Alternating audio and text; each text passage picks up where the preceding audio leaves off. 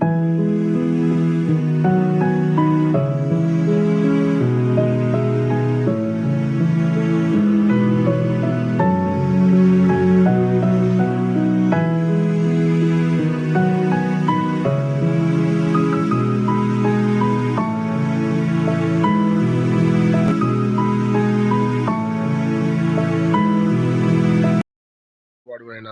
కఠినుడు అని నేను ఎరుగుదును కనుక నేను భయపడి వెళ్ళి నీ తలాంధ్ర భూమికి దాచిపెట్టుకుని ఇదిగో నువ్వు తీసుకోమని చెప్పాను.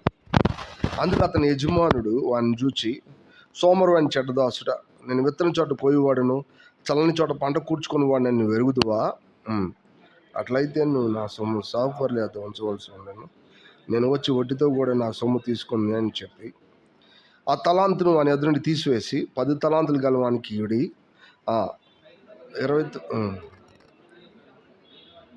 20 తీసివేయ అందరు కలిసి చదువుదాం. మరియు పనికి మళ్ళీ ఆ దాసును వెలుపడి చీకట్లో తోసివేయడు, అక్కడ 7 పుణ్యం పండ్లు కొరుకుటి ఉండున్నా నేను. రైట్. సో ఈ పోర్షన్ అంతా కూడా మనం గడిచిన దినాల నుంచి చూస్తూ వచ్చాం కాబట్టి ఒకసారి మనం రివ్యూ అంటే వెనక్కి తిరిగి చూద్దాం. మత్తయి ఎవరు యాక్చువల్గా is one of the disciples, అంటే ఆయన యొక్క శిష్యుల్లో ఒకడు వాస్తవాన్ని. సో మత్తయ్య ఆయన సువార్త రాసినప్పుడు ఎవరికి రాశాడు యాక్చువల్గా అంటే ఒక సర్టెన్ పీపుల్కి, ఒక ఖచ్చితమైన పీపుల్ని అడ్రస్ చేసి, అంటే ఎవరి కోసం ఇది రాశాడు అనే దాన్ని బట్టి చూస్తే మనకు అర్థం అవడానికి వీలుగా ఎవరి కోసం రాశాడు?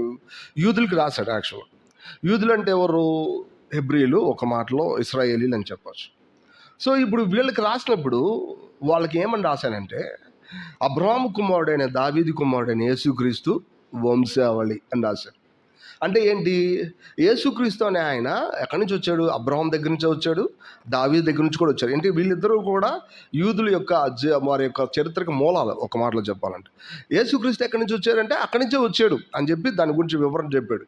చెప్పినప్పుడు యేసుక్రీస్తు గురించి ఏం రాశారంటే మెస్సియా అని రాశాడు. మెస్సియా అంటే ఏంటి?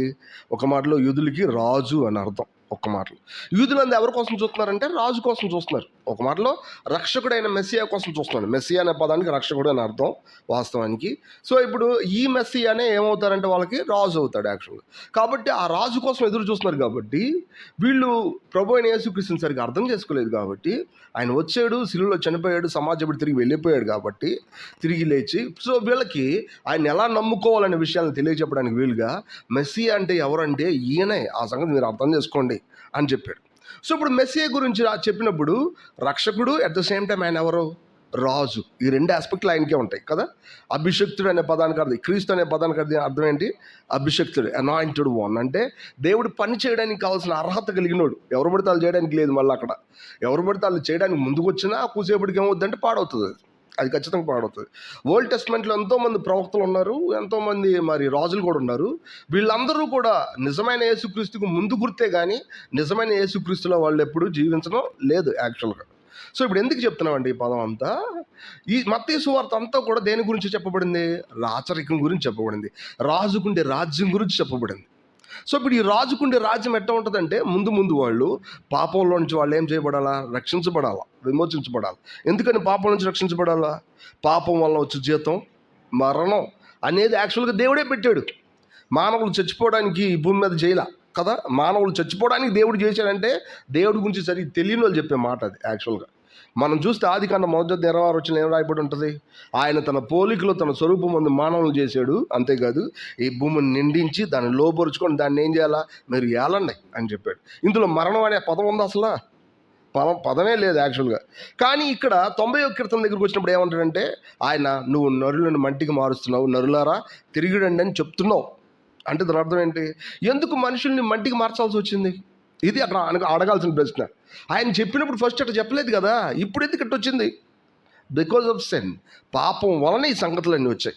మనకన్నీ తెలిసి బట్ కానీ ఒకసారి మనం రివ్యూ చేసుకుందాం. పాపం వలన ఇవన్నీ జరిగాయి యాక్చువల్గా. సో ఇప్పుడు మనుషులు దేవుడి యొక్క రాజ్యంగా ఉండడానికి ముందు వాళ్ళు ఏం చేయబడాలా? పాపంలో నుంచి వాళ్ళు ఏం చేయాలా? విమోచించబడాలి యాక్చువల్గా. వాళ్ళ లోపల ఈరోజు పాపాన్ని చూసి తెలియకుండా దానికి దాసులు అయిపోతున్నారంటే దేవుడు అటువంటి బలహీనత ఇచ్చాడని కాదు దాని అర్థం. మనం ఎప్పుడైతే చిన్న పొరపాటు చేసామో ఆ పొరపాటు అంతకంతకు పెరిగాయి మనం ఏలాల్సిన దాని కింద మనం అదుపులో ఉంటున్నామని దాని అర్థం ఒక మాటలు. ఈరోజు చూడండి, ఏడి గాలి వచ్చింది కదా యాక్చువల్గా. కరెంటు పోయే కదా వాస్తవానికి. వేడి గాలి వచ్చింది. వేడి గాలి కోసం మనుషుల్ని దేవుడు ఈ భూమి మీద సూర్యుడు బాధ పెట్టాలని ఎన్నడూ చేయలేదు. యాక్చువల్గా చేశాడా? ఎన్నడూ చేయలేదు. సూర్యుడు ఎవరి కోసం చేయబడ్డాడు అసలు? మనుషుల కోసం చేయబడ్డాడు. కానీ ఈరోజు సూర్యుడిని చూసి ఏమవుతున్నాం మనం? పొద్దున్న 10 అయితే చాలు తలుపులు వేసుకొని లోపల ఉంటాం కదా యాక్చువల్గా. ఎందుకని? ఈ 4 రోజులు చాలా గట్టిగా ఉంటాడు ఆయన, అందరూ చెప్పారు, అందుకని ఎవరు కూడా బయటికి రావట్లా. అది నిజమే. 9 అవుతున్న రోడ్డు మీద బండి వేసుకుని తిరిగితే ఇప్పటికి వేడిగాలు తగులుతూనే ఉంది వాస్తవాన్ని. సో ఇదంతా ఎందుకు జరిగింది? మనకేం తెలియదు అని చెప్పొద్దు, మనం అమాయకులు అని చెప్పొద్దు. మన మూలానే అదంతా జరిగింది, అది గుర్తుపెట్టుకోవాలి. ఎవరు పాపం చేస్తే జరిగింది? మనం చేస్తేనే. అందుకని ఎండను తిట్టబాగండి, మాయదారి ఎండని. ఎవరి వల్ల వచ్చింది అది? యాక్చువల్గా మన వల్లే వచ్చింది. ఎవరు చేస్తున్నారు అదంతా? దేవుడే చేస్తాడు, గుర్తుపెట్టుకోవాలి ఇదంతా. సో ఇదంతా మన కళ్ళ ముందు తెలియని విషయం కాదు, తెలిసే విషయమే. కానీ మనం తెలియని ప్రజలంగా లౌకికమైన విషయాల్లో అలవాటు పడిపోయి ఊరికి చిన్నదానికి బాధపడడానికి లేదు. యాక్చువల్గా దాని యొక్క మూలం ఏంటో తెలుసుకోవాలి. అసలు ఆ మూలం ఏంటంటే మానవులను బాధ పెట్టడం దేవుడికి ఇష్టం లేనే లేదు. ఒక పెద్ద ఆయన చెప్పారు, ఏంటి చెప్పారు తెలిసే? ఒక మంచి బిల్డింగ్ కావాలని చెప్పి మీరు ఇంజనీర్ దగ్గరికి వెళ్ళారనుకోండి, ఇంజనీర్ ఏం రాస్తాడు? చక్కగా బిల్డింగ్ ఫోటో వేసి చూపిస్తాడు. ఇట్లా ఉంటుంది సార్, మీది ఇంటీరియర్ ఎట్లా ఉంటుంది, అవుట్ సైడ్ ఎట్లా ఉంటుంది అని చూపిస్తాడు. అంతేగాని దాని కింద అన్ని సిమెంట్ వాళ్ళు పనిచేసేటప్పుడు పరంజాలు కడతారు కదా, అవన్నీ కూడా వేసి చూపిస్తాడా? చూపించడు. అంతేకాదు వీళ్ళు అందించేటప్పుడు ఒకళ్ళ మీద సిమెంట్ పడిద్ది, అది కూడా చెప్తాడా? ఎవరైనా కింద పడితే కాలు ఇరుగుతుంది, అది కూడా చెప్తాడా? చెప్పడు. ఇవన్నీ జరుగుతాయి. కానీ అట్లాగే దేవుడు తన యొక్క ప్రణాళికలో ఇవేం చెప్పడు యాక్చువల్గా. కానీ జరిగితే ఏం చేయాలా? వాటన్నిటిని మనం సాల్వ్ చేయాలా. ఇదే అసలు జరుగుతుంది. దేవుడు తన ప్రణాళికని ఎన్నడూ వెనక్కి తీయలేదు, ఎంత ఆలస్యమైనా కానీ. ఈ ప్రజలు ఆయనకు ఒక రాజ్యంగా ఉండడానికి ఆయనకి ఇష్టం. సో ఇప్పుడు అందుకనే రాజ్యాన్ని కూర్చున్న సంగతులు ఈయన చెప్పడం మొదలుపెట్టాడు. మనం ఆయనకు ఒక రాజ్యం, ఒక న్యాయవంతుడైన రాజు మన మీద రాజ్యం చేస్తే మనం ఎన్నడూ కూడా అన్యాయం జరిగిందనే పదం మన తలంపుల్లో కూడా రాదు. ఎందుకంటే ఆయన ఎవరు? నిజమైన న్యాయవంతుడైన రాజు. మన లైఫ్లో ఉదయం నుంచి సాయంత్రం వరకు ఏదో ఒక సమయంలో మనం అంటనే ఉంటాడు తెలుసా, దేవుడు ఉన్నాడు, చూస్తున్నాడు. యాక్చువల్గా అంటే అన్యాయం జరుగుతుందనే విషయాన్ని మనం తెలియకుండానే ఎక్స్ప్రెస్ చేస్తాం. వాళ్ళు అర్థం చేసుకోలేదు, నా తప్పు కాదు, నేనైతే కరెక్ట్గానే చేశాను. ఈ పదాలన్నిటికీ అర్థం ఏంటంటే మనుషుల మధ్యలో దుర్నీతి ఉంది, మనుషుల మధ్యలో తప్పుడు దోవ ఉందనే ఆ పదాలకి అన్నిటికీ కూడా రుజువులు అనమాట అయ్యాను. సో ఇప్పుడు రాజు ఉన్నాడు, నిజమైన రాజు. ఈ రాజు ఉన్నప్పుడు మనకు అసలు ఆ బాధే లేదు. కానీ ఆ రాజు కింద మనం ఈ భూమి మీద ఎలా ఉండాలి అనేది మాథ్యూ గాస్పెల్ చెప్తున్న విషయాలు. వీటిలో కూడా మెయిన్గా ఏం చెప్పామంటే మాథ్యూ గాస్పెల్, మత్తయి సువార్త 5వ అధ్యాయం, 6వ అధ్యాయం, 7వ అధ్యాయం, ఇవన్నీ కూడా క్రీస్తు యొక్క రాజ్యంలో ఉండే ప్రజల యొక్క వ్యక్తిత్వాలు ఎట్టుంటాయి అనే దాని గురించి చెప్పాం. క్రీస్తు యొక్క రాజ్యంలో ప్రజలు ఎట్టుంటారు? ఆత్మ విషయమై దీని లేని వారు ధన్యులు, పరలోక రాజ్యం వాళ్ళది. ఎట్టుంటారు వీళ్ళంటే? ఆత్మ విషయమే దీనులు ఉంటారు. తలకే ఉంచుకొని ఎవరో వైపు చూడకుండా నడవడం ఆత్మ సంబంధమైన దీనత్వం కాదు. అలా ఉండడం తప్పని నా ఉద్దేశం కాదు. కానీ అలా ఉండడం మాత్రమే దీనత్వం అంటే పొరపాటు. నాకు నిజమైన దీనత్వం తెలియకపోతే నేను దేన్ని చేస్తాను? దాన్ని చేస్తాను యాక్చువల్గా. కానీ ప్రభు ఏమంటాడు తెలుసా? నువ్వు పాపివని ఎరుగు, పాపంలో వచ్చి జీతం మరణం అనేది నీ లోపల తిరుగుతుందని ఎరుగు, దానివల్ల నీకు నెమ్మది సమాధానం లేదని నువ్వు ఎరుగు, తద్వారా దేవుడి ముందు నువ్వు ఎంతో దీనుడు అవి ఉండగలవు. ఎందుకంటే నువ్వు దేన్ని చూసావు? ఫ్యాక్ట్ చూసావు, వాస్తవాన్ని చూసావు. తగ్గించుకోవాలనే ఒక రకమైన మోరల్ నువ్వు చూడాల, నీతిని చూడాల. దేన్ని చూసావు? ఫ్యాక్ట్ని చూసావు. సత్యాన్ని నేను చూసిన రోజు నిజంగా నన్ను ఎవరు దీనుడిగా ఉండమని చెప్పవసలా, నేనేమవుతాను తెలుసా? దీనంగా ఉంటాను. ఎప్పుడైతే సత్యం నుంచి నా దృష్టి తొలగించబడిందో వెంటనే నేను పైకి లేచేట్టు చూసి నాకంటే తక్కువ వాళ్ళు, నాకంటే ఎక్కువ వాళ్ళు, వాళ్ళలాగా నేను ఉండాలని చెప్పి ఆలోచన చేస్తా. ఏం తప్పులు కాదు. కానీ వీటి వెనకాల గర్వం అనేది మనం మోసుకొని వెళ్ళలేం. ఎందుకో తెలిసే? మనం ఎవరో పాపులం. పాపం వల్ల వచ్చే జీతం ఏంటి? మరణం. యాక్చువల్గా అది ఎప్పుడో మన దేహం విడిచిపెట్టడం మాత్రమే కాదు, ఇప్పుడే మన లోపల ఒంటరితనం, నెమ్మదిలేనితనం, తృప్తి లేనితనం, ఓర్వలేనితనం, ఇవన్నీ వచ్చింది. యాక్చువల్గా ఓర్వలేనితనం ఎక్కడి నుంచి వస్తుంది అనుకున్నారు? స్కూల్లో ఇది నేర్పుతారులే. అంటే నేను సబ్జెక్టులోకి వెళ్ళకుండా ఇవన్నీ చెప్తాను నేను అనుకోబాకంటే యాక్చువల్గా అర్థం చేసుకోవడం ప్రయత్నించాను. సో ఇప్పుడు స్కూల్లో ఇది నేర్పుతారు. ఏం చేయాలా? వాళ్ళకంటే ముందు నువ్వేమవ్వాలా? ఫస్ట్ రావాలా. ఎవరికంటే? వాళ్ళకంటే ముందు రావాలి, వీళ్ళకంటే ముందు రావాలి, ఫస్ట్ రావాలి. వాళ్ళు ఏమంటారంటే ఇలాంటి పోటీ పెడితే వాళ్ళు చక్కగా బాగా చదువుతారండి, అందుకే మేము ఫస్ట్ వచ్చిన వాళ్ళు ముందు చూపించి తప్పలు కొట్టిస్తామంటారు. వీళ్ళల్లో ఎవరో ఒకరు తెలియకుండా ఏమంటారు తెలిసే? నాకు రాకుండా వాళ్ళకి వచ్చిందని చెప్పి చదవడం మానేసి నెగిటివ్ వైపు తిరుగుతారు. యాక్చువల్గా ఎవరో ఒకళ్ళు చేసిన సిస్టమ్ అంతా ఫెయిలియర్ అయిపోయింది. గుర్తుపెట్టారు? ఒక్కడే నెంబర్ 1 వచ్చాడు, ఒక్కడే లాస్ట్ వచ్చాడు, వీళ్ళిద్దరు కలిసి పోటీ పడ్డారు, మిగతా వాళ్ళంతా వేస్ట్ అయిపోయారు. మానవ సొసైటీ అది యాక్చువల్గా. కానీ బైబిల్ అటు చెప్పలేదు, అటు చెప్పాలా. అందరూ ఫస్ట్ రావాలా. ఏం చెప్పారు? అందరూ ఫస్ట్ రావాలా, లాస్ట్ అనేవాడు ఒక్కరు కూడా ఉండకూడదు. మన లైఫ్లో చాలాసార్లు ఈ పోటీ ఎక్కడికి తీసుకెళ్తుంది తెలిసా? ఓవరాల్ లేని తరాన్ని దగ్గర తీసుకెళ్ళిద్ది. మీకు అర్థమైతే లేదు. కొంతమంది పిల్లలు ఏడుస్తారు, ఎందుకంటే వీళ్ళకి ఎక్కువ మార్కులు వచ్చినాయని కాదు, వీళ్ళకంటే ఎక్కువ ఇంకొకరికి ఎవరికో వచ్చినాయి అని. చాలాసార్లు ఇట్లాంటి పోటీతత్వం చూసినప్పుడు వీళ్ళు నిజంగా ఎంత గట్టోళ్ళ, ఎందుకంటే నాకు అట్లాంటిది లేదు. ఎందుకంటే జనరల్గా చిన్నప్పటి నుంచి అసలు ఆ పోటీయే లేదనమాట, పోవడమే బడి. సో వీళ్ళు ఎంత గట్టోళ్ళ అని చెప్పి మనకు అర్థమవుతుంది అనమాట. ఎవరికైతే లేదో వాళ్ళకి నాకుండే డిస్పోజిషన్ నాకు ఉంటుంది. సో విషయం ఏంటంటే మనుషులు తెలియకుండానే ఇట్లా అవ్వడం అనేది అదేమి అభివృద్ధి కాదు. అదేంటో తెలుసా, పాపం వల్ల వచ్చే చిహ్నం. గుర్తుపెట్టుకోవాలి. మన లైఫ్లో మనం ఎలా ఉండగలమో తెలుసా, దేవుడి బిడ్డలు దేవుళ్ళలాగా ఉండగలరు. ఎట్లా ఉండగలరు వీళ్ళు? దేవుళ్ళలాగా. అదేంటని అంత మాట అనేసాం అంటే బైబిల్లో మాట ఉండదు. దేవుడికి పుట్టిన పిల్లలు ఏమని పిలుస్తారు? దేవుడి పిల్లలు అంటారా? సరే, ఈ దేవుడి పిల్లలు దేవుడు రాని ఒక రకమైనటువంటి ఫంక్షన్కి వెళ్ళారు. అప్పుడు వీళ్ళని ఏమని పిలుస్తారు? దేవుళ్ళు అని పిలుస్తారు. తెలుసా? టైగర్కి పుట్టిన పిల్లల్ని ఏమని పిలుస్తారు? చిన్నప్పుడు టైగర్ పిల్లలని పిలుస్తారు, కానీ పెరిగి పెద్ద అయిన తర్వాత ఏమంటారు? వాటిని పులులనే పిలుస్తారు. యాక్చువల్గా టైగర్ అనే పిలుస్తారు. ఇప్పుడు దేవుడికి పుట్టిన పిల్లలు చిన్నప్పుడు ఉన్నప్పుడు, అంటే వాళ్ళ జీవితాల్లో అక్కడ ఉన్న దేవుడిలాగా ప్రవర్తించలేని బలహీనత ఉన్నప్పుడు దేవుడి పిల్లలే, కానీ వీళ్ళు దేవుడి పిల్లలుగా పరిగణించబడతారు. ఎప్పుడైతే దేవుడిలాగా ఆలోచించగలిగి దేవుడిలాగా చేయడానికి మొదలుపెట్టారు, ఎలా ఏమని పిలుస్తారు? దేవుళ్ళు అని పిలుస్తారు. అలా పిలవాలా? అక్కడ పిలవకుండా లేదు. మన లైఫ్లో చాలాసార్లు ఆయన అంతస్తుకు లేము కాబట్టి మనల్ని ఏమని పిలుచుకోవాలంటే దేవుడి పిల్లలని పిలుస్తున్నాం. కానీ మనం ఎక్కడి కోసం, దేనికోసం పిలవబడ్డాం? ఆయనలాగా ఉండడం కోసమే కదా. ఈ సత్యాన్ని ఎప్పుడు మర్చిపోకూడదు మనం. సో అందుకని మనం దేవుళ్ళలాగా ఉండడం కష్టమా? కష్టం కాదు. ఎంత పెద్ద లాజిక్! కష్టం కాదు అది. ఎందుకంటే మనం ఎవరి పిల్లలం? దేవుడి పిల్లలం. దేవుడి పిల్లలు ఎట్ట అయిపోయారు? ఊరికనే అయిపోయారా? అవ్వలా. దేవుడు మనలోకి రావడం వలన మనం దేవుడి పిల్లలం అయ్యాం. యోహాను సువార్త 1:13 ఏం చెప్తుందంటే, ఆయన ఆత్మ వలన మనం దేవుడి పిల్లలం అయ్యాం. శరీర ఇచ్చ వలనైనా, రక్తం వలనైనా, మనుష్య ఇచ్చ వలనైనా వీళ్ళు పిల్లలు అవ్వలేదు. ఎలా అయ్యారు? దేవుడి వలన అయ్యారు. ఎట్లా అవుతారు పిల్లలు అంటే, తల్లిదండ్రుల నుంచి కొన్ని విషయాలు పంచుకోవడం వలన పిల్లలు అవుతారు. అట్లనే దేవుడి వలన, దేవుడి ఆత్మ మనలోకి రావడం వలన మనం ఏమయ్యంటే దేవుడి పిల్లలు అయ్యాం. అందుకని ఇప్పుడు దేవుడి ఆత్మ మనలోకి రాగానే ఏం చెప్తున్నారంటే, ఇది తప్పు, ఇది ఒప్పు అని చెప్తున్నాడు. యాక్చువల్ అవునా? చెప్తున్నాడు. ఇది evidence that we are children of God. మనం దేవుడి పిల్లలం అని. ఇది ఏంటో తెలుసా? ఎవిడెన్స్ అంటే ఇది ఒక రుజువు. ఒక మాటలు మీరు ఎంత బాగా ఉన్నారు లేదా ఎన్ని విషయాల్లో పడిపోయారు అని ఇక్కడ అడగబడట్లేదు. మీ లోపల ఇది పాపమా కాదని చెప్పబడుతుందా లేదని మాత్రం అడగబడుతుంది. మీరు దేవుడి పిల్లలా కాదని ఇదే చెప్తుంది. యాక్చువల్గా ఏ పిల్లోడు కూడా తన తండ్రికి తగ్గట్టుగా జీవితాంతం తప్పు చేయకుండా ఉండగలిగినాడు ఎవరు ఉన్నాడా? నన్ను అడగనివ్వండి. మా ఏరియాలో బాగా పొట్లాడుకుంటారు. ఎవరు? శత్రువులు కాదు, ఇరుగు పొరుగు తల్లిదండ్రులు పోటాడుకుంటారు. ఎవరు? తండ్రి కొడుకులు పోటాడుకుంటారు. ఎవరు? తండ్రి కొడుకు. పక్కపక్కన వాళ్ళు కాదు, తండ్రి కొడుకులు పోటాడుకుంటారు. పెరిగి పెద్ద అవుతారు కదా. యాక్చువల్గా వీళ్ళు ఏదో ఉద్యోగం లేదని, అది లేదని, ఇది లేదని మాట్లాడుతున్నప్పుడు, పోట్లాడుకున్నప్పుడు నువ్వు నా కొడుకు కాదు నేను అంటాడు, నా తండ్రి కాదు ఆయన అంటాడు. యాక్చువల్గా కానీ కాకుండా పోతారా? అట్టనే మనం కూడా, నువ్వు ఎంత బలవంతుడు ఎంత బలహీనుడు అనేది విషయం కాదు. లోపల నీకు ఆ ఎవిడెన్స్ ఉందా? అయితే మీరు ఏమవుతారు? దేవుని దీనికోసం పెద్ద కష్టపడాలా? ప్రభుని ఏం చేయాలా? ప్రభు నా హృదయంలోకి రా అని పిలిస్తే చాలు, వెంటనే ఏమవుతాడు తెలుసా? మన లోపలికి పరిశుద్ధాత్మగా ఆయన వస్తాడు. యోహాను సువార్త 1:12 ఏం చెప్తుంది? తనని ఎందరు అంగీకరించురో అనగా తన నామమందు విశ్వాసం ఇచ్చిన వారికి దేవుని పిల్లలగుటకు అధికారం ఇచ్చేసాడంట.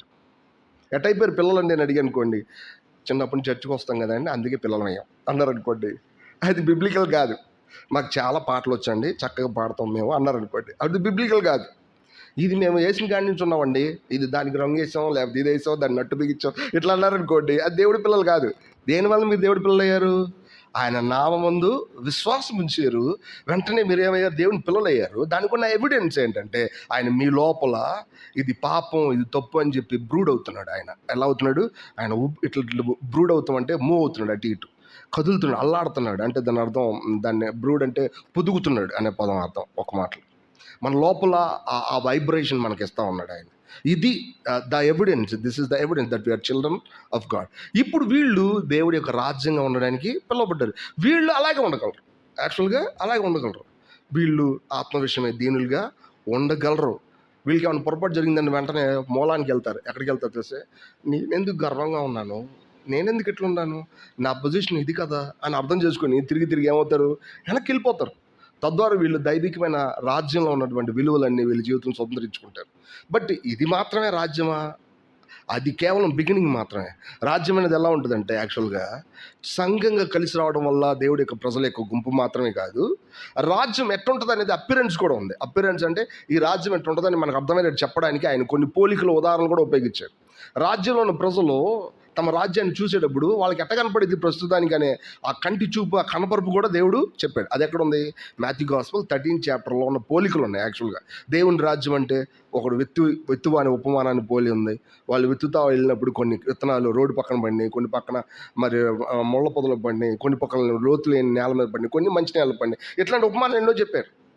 దేవుని రాజ్యం అంటే ఒక వర్తకుడు అమూల్యమైన ముత్యమును కొనబోలి వెళ్ళాడు. యాక్చువల్గా తనకున్నదంతా అమ్మి ఆ ముత్యాన్ని కొన్నాడు. ఇట్లాంటివి చాలా ఉన్నాయి. ఆవగింజలు పోలి ఉంది, అది పెరిగి పెద్దదై కూర మొక్కలని పెద్దదై, ఇట్లాంటి మెనీ పారబుల్స్ అని చెప్పబడి ఎక్కడ? మాథ్యూ గాస్పెల్ 13వ అధ్యాయంలో చెప్పండి యాక్చువల్. సో ఇప్పుడు ఇదంతా ఏంటంటే the appearance of the kingdom of heavens. పరలోక రాజ్యం అంటే ఇట్లా ఉంటుంది. చూడండి, చర్చెస్ గురించి చాలామందికి అర్థం కాకపోవడం ఇదే సమస్య. చర్చెస్ అంటే ఏంటి? వాళ్ళు చక్కగా మందిరం కడతారు, పైన ఒక సింబల్ ఉంటుంది. ఏంటి ఆ సింబల్? సిలువ సింబల్ ఉంటుంది. దీన్ని చర్చ్ అని ఈజీగా గుర్తుపడతారు. కానీ బైబిల్ అన్నడు కూడా దీన్ని చర్చ్ అని పిలవదు. యాక్చువల్గా ఏమని పిలిచింది? దేవుడి యొక్క ప్రజల యొక్క గుంపుని మాత్రం చర్చ్ అని పిలిచింది. ఎందుకంటే క్రీస్తు ఎవరిలో ఉంటున్నాడు? ఈ రేకుల కింద ఉన్నాడు. ఇందాక 7:30 దాకా ఇక్కడ ఎవరు లేరు. ఎవరున్నారు?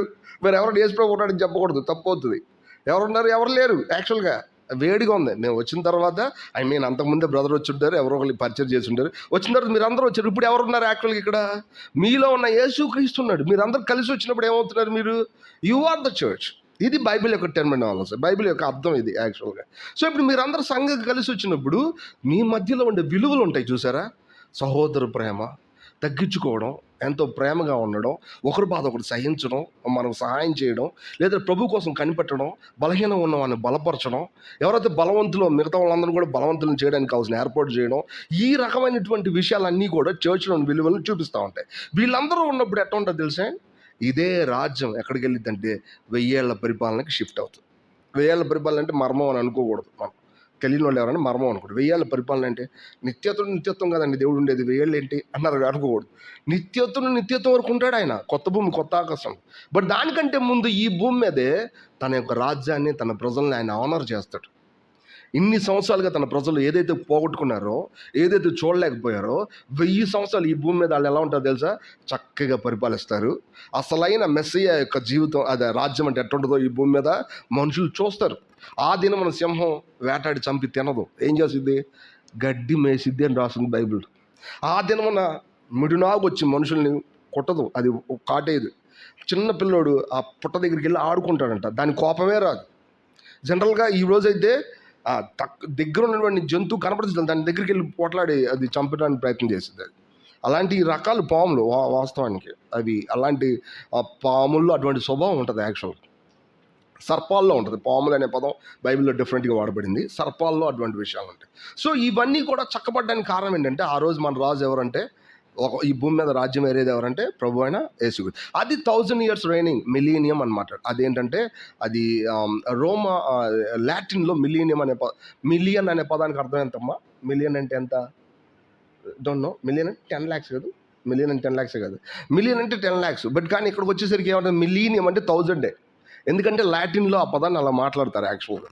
అందుకని దాన్ని మిలీనియం అని మాట్లాడతారు. అది మీరు అర్థం చేసుకో. నేను కొన్నిసార్లు మాట్లాడేటప్పుడు గబక్కన మిలీనియం అని పిలిచినప్పుడు మీరు అర్థం చేసుకో. 1000 years రైనింగ్ అనే పదం కూడా అట్లాగా ఉంటుంది. సో 1000 ఏళ్ల పరిపాలన ఈ భూమి మీద జరగడానికి వీలుగా ప్రభు తన ప్రజలను ఏం చేస్తున్నాడు? ప్రిపేర్ చేస్తూ ఉన్నాడు. ఈ 1000 ఏళ్ల పరిపాలనలో ఉండే ప్రజలు ఎట్టుండాలో తెలుసా? ఈ భూమి మీద ఉన్నటువంటి బలహీనతలు కలిగినట్టు ఉండకూడదు. వాళ్ళు ఎట్టుండాలా? ఆయన ఎంత పరిపూర్ణంగా చక్కగా ఉన్నాడో వీళ్ళు కూడా ఎట్లా ఉండాలంటే అంతే చక్కగా ఉండాలి. ఏ ఒక్కడో చక్కగా ఉంటే ఇది కుదరదు. మళ్ళీ ఎట్టుండాలా? సమిష్టిగా చక్కగా ఉండాలి. ఇది మర్మం క్రిస్టియానిటీలో. మర్మం అంతా ఏంటో తెలుసా? నన్ను నేను చక్కబెట్టుకోవడం కాదు. మర్మం అంతా ఏంటో తెలుసా? నా దేహంలో ఒక చిన్న భాగం బాగోలేదంటే బాడీ మొత్తం తీసుకెళ్ళి హాస్పిటల్లో పెట్టాలి నన్ను. అవునా కదా? ఇక్కడ కట్ చేసి తీసుకెళ్ళి పెడితే కుదిరిద్దా? కుదరదు. అంటే కట్ చేస్తే ఇంకేముంది? ఇంక లేనట్టే లేదు వాస్తవానికి. అప్పుడు మనల్ని ఏమంటారు? ఈయన పూర్తిగా అవుట్ ఆఫ్ ఆర్డర్లో ఉన్నాడంటారు. అవునా కదా? ఎందుకంటే దేహంతో అనుసంధానమైన ఈ అవయవం సరిచేయబడాలా. సో బాడీలో ఉన్నటువంటి ప్రతి ప్రజలు, ప్రతి వ్యక్తి కూడా ఏమవ్వాలా? బలపరచబడాలా, సరిచేయబడాలా, దైవికమైన సత్యంతో నింపబడాలా. ఆ సత్యంతో ఏం చేయబడాలా? విశ్వాసం కలిగి బలం కలిగి ఉండాలా. అప్పుడు ఇతను ఎక్కడ ప్రవేశిస్తారంటే తెలియకుండానే 1000 ఏళ్ల పరిపాలన. This is the economy. దీని గురించి మనం మాట్లాడుకున్నాం యాక్చువల్గా. ఇప్పుడు 1000 ఏళ్ల పరిపాలనలో దేవుడికి రాజ్యం ఎట్టుంటుంది అనేది ఇప్పుడు మనం చదివాం అనమాట. ఇంతకుముందు పోయిన వారం ఏం చదివాము? పరలోక రాజ్యం 10 మంది కన్యకలను పోలి ఉంది. ఈ కన్యకలు ఏం చేశారు? దేవుడిని పెళ్లి కుమారుని ఎదుర్కోవడానికి వెళ్ళారు. వెళ్ళినప్పుడు ఆలస్యం చేసినందున పెళ్లి కుమారుడు వీళ్ళు ఏం చేశారు? కునికి నిద్రించారు. కునికి నిద్రించినప్పుడు అర్ధరాత్రి పూట పెళ్లి కుమారుడు వస్తున్నాడు అనే వాయిస్ వినపడింది. వినపడినప్పుడు వాళ్ళు కునికి నిద్రించినప్పుడు వాళ్ళ దివిటీలు ఏమైనాయి అంటే ఆరిపోయాయి యాక్చువల్గా. సో కొంతమంది లెగిశారు. బుద్ధిగల కన్యకలు ఏం చేశారంటే తమ దివిటీలు మళ్ళీ చక్కబెట్టుకున్నారు. వాళ్ళకి ఎక్స్ట్రా ఆయిల్ ఉంది కాబట్టి. బుద్ధి లేని కన్యకలు ఎవరంటే ఎక్స్ట్రా ఆయిల్ లేనోళ్ళు, వాళ్ళు తమ దివిటీని చక్కబెట్టుకోలేకపోయారు. దివిటి అనే పదానికి అర్థం ఏంటంటే మన ఆత్మ అని అర్థం. ఇది వెలిగించబడతా ఉంటుంది. ఇది తప్పు ఒప్పని ఎవరు చెప్పాలి మనకి? పాస్టర్ గారు ఏం చెప్పరు. ఎవరు చెప్తారు? మన లోపల ఉన్న పరిశుద్ధాత్మ చెప్తారు. పాస్టర్ గారు ఎక్కడి వరకు చెప్తారంటే నీ లోపల ఉన్న పరిశుద్ధాత్మను నమ్ము అని ఎక్కడి వరకు చెప్తారు. అంతేకాదు పరిశుద్ధాత్మ ఇట్లా పని చేస్తాడని చెప్తాడు అంతే. ఆయన వచ్చి మనకేం చెప్పడు. కానీ లోపల చెప్పేది ఎవరు? ఆయన నీ పోర్షన్. పాస్టర్ గారు నీ పోర్షన్ కాదు. ఎవరు? ఆయన నీ పోర్షన్. ఆయనే నా స్వాస్థ్య భాగం, ఆయనే నా పానీయ భాగం. ఆయన ప్రజలతో కలిసి నువ్వు ఆయన్ని పంచుకుంటున్నావు. సచ్ వండర్ఫుల్ బ్లెస్సింగ్ అది. ప్రజలందరితో కలిసి ఆ చిన్న ముక్క నువ్వు తీసుకున్నప్పుడు, ఆ చిన్న డ్రింక్ నువ్వు తాగినప్పుడు, ప్రజలందరి మధ్యలో నీ పోర్షన్ నువ్వు తీసుకొని ఆదివారం పూట నువ్వెంత బాగున్నావు అంటే దేహంలో నువ్వు కూడా ఒక భాగాన్ని, అది నీ పోర్షన్ యాక్చువల్గా. సో ఇప్పుడు దేవుడి ప్రజల మధ్యలో దేవుడిని చేరుకోవడానికి మనం అందరం కూడా మన ఆత్మను బలపరచబడతా ఉండాలా. కానీ బుద్ధిగల కన్యకలు ఏం చేశారు? సమస్య వచ్చినప్పుడు లేదంటే కొంచెం దూరం ఆలస్యమైనప్పుడు తమ దివిటీలు ఆరిపోకుండా జాగ్రత్త పట్టారు. బుద్ధి లేని వాళ్ళు ఏం చేశారంటే ముందు చూపు చూడుకోలేదు లేకుండా ఏం చేశారు? తమ దివిటీలు ఆరిపోయేలు చేశారు. సమయం వచ్చింది, పెళ్లి కుమారుడు గురించి కాల్ వచ్చింది, వెంటనే ఎవరు వెళ్ళిపోయారు? బుద్ధిగల కన్యకలు వెళ్ళిపోయారు. ఎందుకు అట్లా చేశారంటే సమయం ఉన్నప్పుడే తమ ఆత్మ సంబంధం జీవితాన్ని బలపరుచుకోవాలా. ఎంతసేపు ఇది సమస్య. సమయం ఎక్కడ? సమయం అంటే ఏంటి? ఈ భూమి మీద ఇంకా మనకి చాలా టైం ఉన్నప్పుడే మన ఆత్మ ఏం చేయాలా? బలపరచబడాలా. ఏది సత్యమో అది మరింత పెద్దగా గొంతెత్తి చెప్పాలా. అయ్యో ఇది తప్పు అని చెప్పి నేను బలవంత పెట్టాలా, భయపెట్టాలా. యాక్చువల్గా తప్పు చేసేటప్పుడు మనకేం తెలిసిద్ది?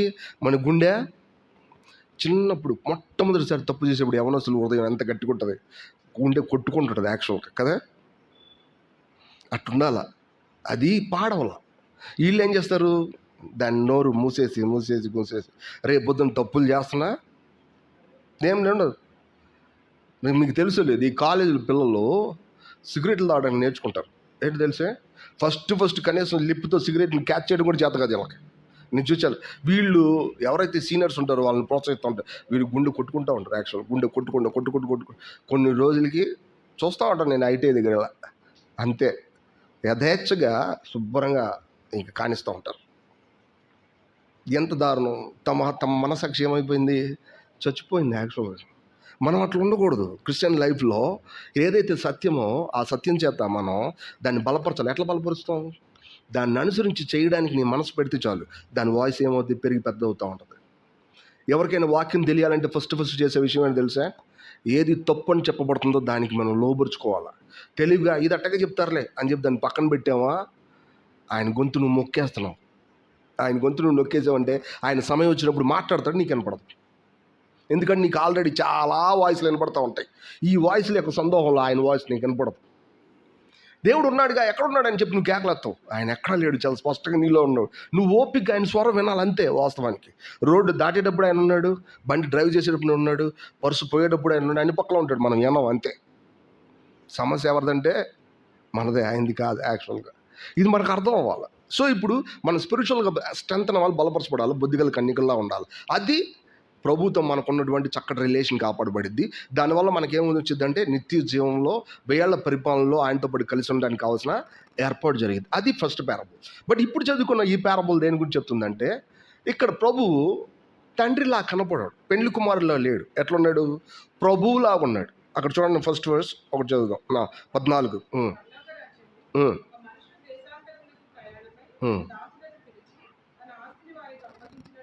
పరలోక రాజ్యం అనేది బ్రాకెట్లో పెట్టబడింది. యాక్చువల్గా పరలోక రాజ్యం మొదలు ఏం రాశారంటే, ఒక మనుషుడు దేశాంతరానికి ప్రయాణమే తన దాసుని పిలిచి తన ఆస్తిని వారికి అప్పగించినట్టు ఉండేదే పరలోక రాజ్యం అని చదవాలి యాక్చువల్ ప్రకారం. అయితే అట్లానే ఉండాలి యాక్చువల్. సో ఇప్పుడు పరలోక రాజ్యం ఎట్లా ఉందంట? ఒక మనుషుడు, ఈ మనుషుడు ఎవరు? ప్రభువు అనే పదం మిస్ కాకూడదు. పైన ఎవరున్నారు? పెండ్లి కుమారుడు ఉన్నారు. యాక్చువల్గా పెండ్లి కుమారుడితో అంటే దాని అర్థం ఏంటంటే, ప్రభుతో మనకున్నటువంటి అక్కడ పెండ్లి కుమారుడితో మనకున్న ఐక్యతకు సంబంధించిన విషయం. అది ఐక్యతకు సంబంధించిన విషయం. దాని అర్థం ఏంటో తెలిసే? 1000 years బ్యూటిఫుల్ ఎంజాయ్మెంట్ అనమాట. ఒక మాటలో 1000 ఏళ్ళు ఆయనతో కలిసి ఎందుకంటే పెండ్లి కుమారుడు ఉంటే ఆ పెండ్లి వారి ఇంటి వారితో ఉపవాసం చేయించడం కుదిరిద్దా? పెళ్లి జరుగుతున్నప్పుడు ఉపవాసం ఉంటారండి ఎవరన్నా? ఎవరు ఉండరు. శుభ్రంగా తింటారు, ఎంజాయ్ చేస్తూ ఉంటారు యాక్చువల్గా కదా. సో అట్లనే 1000 సంవత్సరాలు ఏం చేస్తారు వీళ్ళు బిలీవర్స్? చక్కగా ఆయనతో కలిసి, అందుకని పెళ్లి విందుకు పిలువబడిన వారు ధన్యులు అని రాయండి అని ప్రకటన గ్రంథం 19వ అధ్యాయంలో రాయబడింది యాక్చువల్. సో ఇప్పుడు ఇక్కడ కిందకు వచ్చేసరికి ఏం జరిగింది తెలిసే? ఇప్పుడు పెళ్లి కుమారుడు కాదు, ఈయన ఎవరో తెలుసా? ప్రభువు. గుర్తుపెట్టుకోవాలి. తండ్రి అని చెప్పినప్పుడు మనం అందరం ఎవరో తెలుసా? ఆయన పిల్లలం యాక్చువల్గా. ప్రభువు అని చెప్పినప్పుడు దాని అర్థం ఏంటి తెలుసా? మనం అందరం ఆయనకి సేవకులం, దాసులం. ఇది గుర్తుపెట్టుకోవాలి. ఈ ఆస్పెక్ట్, ఈ రిలేషన్ మనం మర్చిపోకూడదు. ఇందులో తండ్రి దగ్గర మనకు దొరికింది ఏంటో తెలుసే? నిత్యమైన రక్షణ దొరికింది యాక్చువల్గా. కానీ మన యజమానుడైన ప్రభు దగ్గర మనకు దొరికింది ఏంటో తెలుసా? విజయం దొరికింది, అలాగే బహుమానాలు దొరికాయి. 1000 ఏళ్ల పరిపాలన ఇప్పుడు ఏంటో తెలుసా? బహుమానం యాక్చువల్గా. మీరు ప్రభుతో కలిసి 1000 ఏళ్ల పరిపాలన ఉన్నారు, ఎంజాయ్మెంట్లో పాలుభాగస్తులేరు, అదంతా సర్వసామాన్యమే. కానీ అందరి ముందు పిలిచి నీ బహుమానం ఇదని చెప్తే ఎట్టుంటుంది? ఇది ఇక్కడ ఉన్న ఆస్పెక్ట్. ఎవరి కోసం ఇవ్వబడింది? ఎవరైతే ఆయన కోసం నమ్మకంగా పని చేశారో, పని ఇక్కడ క్రియలకు సంబంధించిన విషయం. ఇంతకుముందు తమ దివిటీలు వెలిగించుకుంటే చాలు, వెంటనే వీళ్ళు ఏమైపోతున్నారు? ఆయనతో పాటు వెళ్ళిపోతారు. ఆత్మ వేగిరిపడి ఆయన కోసం మెలకుగా ఉంటే చాలు, ఆయన కోసం ఎదురు చూస్తే చాలు. దాని అర్థం సహోదర ప్రేమ కూడా కలిగి ఉంటారు. But at the same time దానికి ఎవరి కోసం ఎదురు చూస్తుంటారు? పెండ్లి కుమారుడి కోసం ఎదురు చూస్తాం. ఎదురు చూసిన వాళ్ళు తప్పకుండా ఏమయ్యారంటే ఆయనతో పాటు కలిసి వెళ్ళిపోయారు. కానీ ఇక్కడికి వచ్చేటప్పుడు ఏం జరిగింది తెలిసే? ఆయనతో పాటు కలిసి ఉంటుంది సర్వసామాన్యం. బట్ యాక్చువల్గా ఆయన మనల్ని అందరి ముందు పిలిచి ఏం చేయాలా? బహుమానం ఇవ్వాలా. బహుమానం ఇవ్వాలంటే వీళ్ళందరూ ఏమై అవ్వాలా? సేవకులై ఉండాలి. They must do something according to the master. ఆయన ప్రభు ఏం చెప్పాడో దాని ప్రకారం వీళ్ళు ఏంటంటే చేసి తీరాల. ఇది పరలోక రాజ్యం యొక్క అపిరెన్స్. మన లైఫ్లో మీరు ఎవరంటే కేవలం బుద్ధిగల కన్నికలు మాత్రమే కాదు. మీరెవరు? దేవుని యొక్క, ప్రభు యొక్క సేవకులు, దాసులు. దాసులు అనే పదం ఇంకా మంచి పదం. దాసులు మనం యాక్చువల్గా. స్లేవ్స్ అని ఇంగ్లీష్లో రాసాము. స్లేవ్స్ అంటే పదానికి సర్వెంట్స్ అనే పదం కంటే కూడా కొంచెం లోతైన అర్థం కదా. సర్వెంట్ అంటే పరిచారకుడు, స్లేవ్ అంటే బానిస అనే పదం వచ్చింది. అన్ని చోట్ల బానిస అని రాయకూడదు లేండి, అది వేరే సంగతి. మళ్ళీ దాసులు అనే పదం ఉంటే సరిపోతుంది. మనమందరం ఆయన దాసులు. సో ఇప్పుడు ఆయన ఏం చెప్తున్నాడు చూద్దాం ఒకసారి. మొదటి వచనం 14వ వచనం చదువుదాం.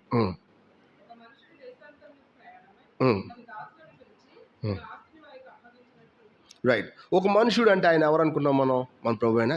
దేశాంతరం అంటే ఎక్కడికి వెళ్ళాడు ఆయన? పరలోకం వెళ్ళిపోయాడు. మన అందరికి తెలుసు కాబట్టి. ఆయన ఎట్లా అయ్యాడంటే ఈ భూమి మీద శిలువలో చనిపోయాడు, సమాజపడి తిరిగి లేచిన తర్వాత ఆయన ఎక్కడికి వెళ్ళాడు? పరలోకానికి ఆరోహణం అయ్యాడు. ఆరోహణం అయినప్పుడు ఆయన ఒక మాట చెప్పారు. ఏం చెప్పారు తెలుసా? చూడండి, ఎఫెసీ పత్రిక 3వ అధ్యాయం. అది మనకు తెలుసు, నేను దాన్ని కన్ఫర్మ్ చేస్తున్నానికి ఆ మాట చెప్తాను. ఎఫెసీ పత్రిక 3వ అధ్యాయము, ఎఫెసీ పత్రిక 4వ అధ్యాయము 8వ వచనం చదువుతాం. 8వ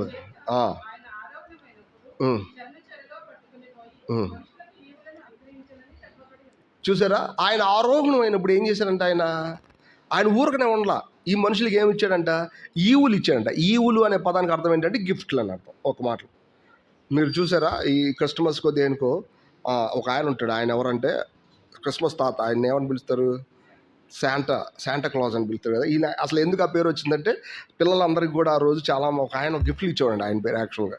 సో ఆయన కోసం పిల్లలు ఎవరైతే పూర్ పీపుల్ ఉంటారో వాళ్ళు ఎదురు చూస్తూ ఉంటారు. వీళ్ళు గిఫ్ట్లు ఇచ్చేవాడు యాక్చువల్గా. నిజానికి గిఫ్ట్లు ఎవరు ఇచ్చారు మనకి? ఆయన సమాధి చేయబడి తిరిగి లేచిన తర్వాత వెళ్ళిపోయేటప్పుడు ఈ భూమి మీద మనం ఏదైతే పోగొట్టుకున్నామో అది కాదు, దాన్ని మించి పరలోక సంబంధమైన ప్రతి గిఫ్ట్ ఎవరికి ఇవ్వబడిందంటే మనకి ఇవ్వబడింది యాక్చువల్. అది మనకి ఇవ్వబడింది. సో ఇప్పుడు ఆ గిఫ్ట్లని ఇక్కడ ఏమని రాబడింది సార్? తలాంతులు అని. ఎవరు? ఈ మనుషుడు దేశాంతరం వెళ్ళిపోయాడంటే దాని అర్థం ఈ భూమి నుంచి ఎక్కడికి వెళ్ళాడు? పరలోకానికి ఆరోహణం అయ్యాడు. ఆ తర్వాత ఏమండి? తన దాసులను పిలిచి. ఎవరు ఈ దాసులు? తిరిగి జన్మించిన తన ప్రజలే. దాసులు అంటే ఎవరు? పాస్టర్ గారు మాత్రమేనా? చాలాసార్లు ఇప్పుడు ఇక్కడ రాసుంటారులే. అంటే ఒక ఆయన అన్నాడు, ఆయన నార్త్ ఇండియా నుంచి వచ్చేటప్పుడు. నార్త్ ఇండియా అంటే తెలుసు కదా, ఉత్తర భారతదేశం నుంచి. అంటే వాళ్ళు ఢిల్లీ లేదా కాశ్మీర్ ఈ వైపుల నుంచి తిరిగేవాళ్ళు అనమాట. వచ్చి మేము హైదరాబాద్ వచ్చినప్పుడు వీ ఫౌండ్ మెనీ జిఎస్ అన్నాడు. వీ ఫౌండ్ మెనీ జిఎస్ అంటే జిఎస్ అంటే ఏంటది? జిఎస్ అంటే ఏంటో అర్థం? God servant. ఇదేం బైబిల్లో లేదే అన్నట్టు మాట్లాడారు అన్నమాట. కొంచెం గాడ్ సర్వెంట్ అంటే మిగతా వాళ్ళందరూ సర్వెంట్లు కాదా అంటే ఆయన ఉద్దేశం అది యాక్చువల్గా. వీళ్ళు ఏమనుకుంటున్నారు, ఎవరైతే సేవకులు, ఎవరైతే పాస్టర్లు, ఎవరైతే పరిచారు, ఎవరైతే దేవుడి యొక్క ఫుల్ టైంకి వచ్చారో వీళ్ళందరి గురించి వీళ్ళు పెట్టుకునే డిజిగ్నేషన్ ఏంటంటే జిఎస్. ప్రతిదానికి వెనకాల నేను కూడా ఇప్పుడు ఫోన్లో ఫీడ్ చేస్తాను, పలానా జిఎస్ అని రాస్తారు యాక్చువల్గా. ఎందుకండి గాడ్ సర్వెంట్ అని పెడతాడు. మరి ఈయన మాత్రమే గాడ్ సర్వెంటా? విషయం అది కాదు. అందరూ కూడా దేవుడి ప్రజలందరూ కూడా ఆయనకి ఎవరు దాసులే, ఎటువంటి సందేహం లేదు. ఒకవేళ వాళ్ళ పరిమాణం చొప్పున ఆ పదాలు కూడా రాస్తుంది, వాళ్ళ యొక్క అంతస్తుని బట్టి, వాళ్ళ యొక్క కేపబిలిటీ, సామర్థ్యాన్ని బట్టి వాళ్ళకి వేరే వేరే వేరే టాలెంట్స్, బహుమతులు ఇస్తున్నప్పటికీ కూడా వీళ్ళందరూ ఎవరు దాసులే. మనం ఎప్పుడు కూడా ఈ దాసులు అంటే యూదులని అనుకోకూడదు. యూదులు ఎప్పుడు కూడా ఆయనకి దాసులు అవలా. ఆయన ఎంతసేపు ఏం చేయాలని చూశారు? ఆయన్ని దాసుడిగా చేసుకోవాలని చూశారు. ఆయన రాజుగా అంగీకరించలేదు వీళ్ళు. ఎంతసేపు కూడా నువ్వు కాదు మా రాజు అన్నట్టే మాట్లాడేవాళ్ళు యాక్చువల్గా. ఈయన మా రాజు అంటున్నాడండి, నేను దేవుడి కుమారుడు అంటున్నాడు అని చెప్పి ఆయన మీద ఏం చేశారు? నేరారోపణ చేశారు, ఆయన చంపడానికి ప్రయత్నం చేశారు. వాళ్ళు ఎప్పుడు కూడా ఆయనకి దాసులు కాదు. ఎవరు దాసులు? మనం ఆయన దాసులు యాక్చువల్గా. సో నేను ఎందుకు ప్రత్యేకంగా చెప్తున్నానంటే, మనం చాలాసార్లు మన యాటిట్యూడ్ ఎలా ఉంటుందంటే, ఒక విశ్వాసిగా దేవుడి దగ్గర నుంచి ఒక సత్యాన్ని తీసుకుంటాం, లేకపోతే లేదు. ఈ గ్యాప్ మనం మిగిల్చుకుంటాం కదా యాక్చువల్గా. తీసుకుంటాం, లేకపోతే లేదు. బట్ కానీ దాసుడు యొక్క వైఖరి అట్టుండకూడదే. అట్టుంటుందా? ఉండదు. నేను సేవకి వెళ్ళినప్పుడు నాకు పైన ఉన్నటువంటి యజమానుడు ఆయన ఏం చెప్పినా అది 100% నేనేం చేయాలా?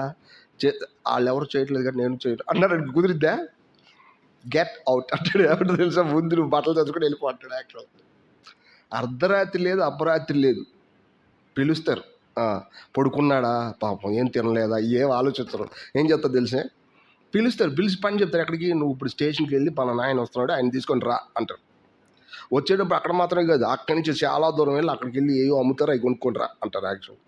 అప్పుడు ఏం చేయాలి? వీళ్ళు నన్ను ఇసుకిస్తున్నారు మీరు, నేను మీ మాట విన్నాను. అప్పుడు దాసుడు అవుతాడా? దాసుడు అవడు. ఇప్పుడు ఒక ఆయన ఏం చేశాడంటే, నేను పెద్ద గాడ్ సర్వెంట్ ఏం చేశాడంటే కొబ్బరి బోండం ఇచ్చాను. నాకు కొబ్బరి బోండం ఇచ్చి కొట్టుతాడు అన్నాడు. నుంచున్నాడు ఆయన. చొక్కా మీద పడిదిగా చొక్కా మార్చుకొని వస్తాడు అన్నాడు. చొక్కా మార్చుకొని వస్తున్నాడు ప్రభు ఈ దాసుడు అన్నాడు. వెంటనే ఎవరు తెలుసు? చొక్కా మార్చుకొని వస్తే కనీసం కొట్టట్లేదు, నా మాట వింటలేదు అన్నాడు. వెంటనే ఎవరు తెలుసు? ఇప్పుడు కొబ్బరి బోండం కొడితే ఏమవుద్ది? షర్ట్ మీద ఇప్పుడు అది పోతుందా? తెల్ల షర్ట్ ఇది పోతుందా? పోదు. నాకున్నాయే ఒక మాటలో చాలా తక్కువ ఆ రోజులు వాస్తవే. ఇప్పటికెంత లేదు, వేరే సంగతి పక్కన పెడితే. ఇది పోద్ది కాబట్టి అని తెలివిగా మాట్లాడితే, తెలివితేటలు వాడితే వీళ్ళు ఎవరు కాదు? దాసులు కాదు. అప్పుడు వెంటనే నమ్మకమైన దాసుడు నాకు లేడయ్యా అని ప్రార్థన చేశాడు నా కళ్ళ ముందే. ఏమంటుంది? నా కళ్ళ ముందే అన్నాడు. నా కళ్ళ ముందే ఐజాక్ అంకుల్ ప్రార్థన చేశాడు, నమ్మకమైన దాసుడు నాకు లేడే. అప్పుడు నాకు అర్థమైపోయి నేనేం చేశానంటే కింద మీద ఆ షర్టు అయిపోయింది కలిసిపోయింది. దాసుల యొక్క వైఖరి ఎప్పుడు కూడా ప్రభు ఏం చెప్తాడో దాన్ని ఏం చేస్తాడు? 100% తీసుకుంటాడు. నాకు ఇష్టమైతే తీసుకుంటే, లేకపోతే లేదు. బట్ మనం అర్థం చేసుకోవాల్సింది ఏంటంటే, ఆయన మనకు మాస్టర్ అనే సంగతి అర్థం చేసుకోవాలి. ఇటువంటి వైఖరి నిజంగా విశ్వాసుల జీవితాల్లో మెచ్యూరిటీ. అసలు చర్చ్ లైఫ్ నిజంగా సంతోషించే గడియలే, ఎటువంటి సందేహం లేదు. మనం అందరం కూడా ఆయనకి దాసులమే. అట్ ద సేమ్ టైం ఆయనకి మనం హృదయపూర్వకంగా ఏం చేస్తాం? లోబరుచుకుంటాం కదా. మనకు అర్థం కాదు ప్రస్తుతానికి ఆయన మనకి ఎందుకు ఈ పని చెప్పాడు. మనకు అర్థం కాదు మనల్ని ఎందుకు ఈ స్థితి కూడా తీసుకెళ్తున్నాడు. ఒక రోజు వచ్చింది, ఖచ్చితంగా దాని విలువ మనకు అర్థం అవుద్ది. ఆ రోజు మన యజమానుడి మాట వెనకపోతే మనం ఎంత తప్పిపోయేవాళ్ళో మనకు బాగా తెలిసింది. అంటే ఏంటో తెలిసే, ప్రస్తుతానికి మన మీద ఆయన బలిమైన చేది బరువుగా ఉండొచ్చు. బట్ కానీ ఒకరోజు అది బలవంతంగా అనిపించదు. ఇష్టపూర్వకంగా నీ చెయ్యి నా మీద లేకపోతే నేనేమయ్యేవాడిని తెలుసా? ఎగిరెగిరి పడి కింద పడేవాడిని అయ్యా అని మనం అంటాం. నిజమైన దాసులకు ఉండే అండర్స్టాండింగ్ ఇది. సో ఇప్పుడు మనం అందరం ఎవరు? ఆయనకి దాసులం, స్లేవ్స్ అని, రైట్? ఈ దాసులకి ఆయన ఏం చేశాడు? చూడండి 15 వచనం. ఒకనికి 5.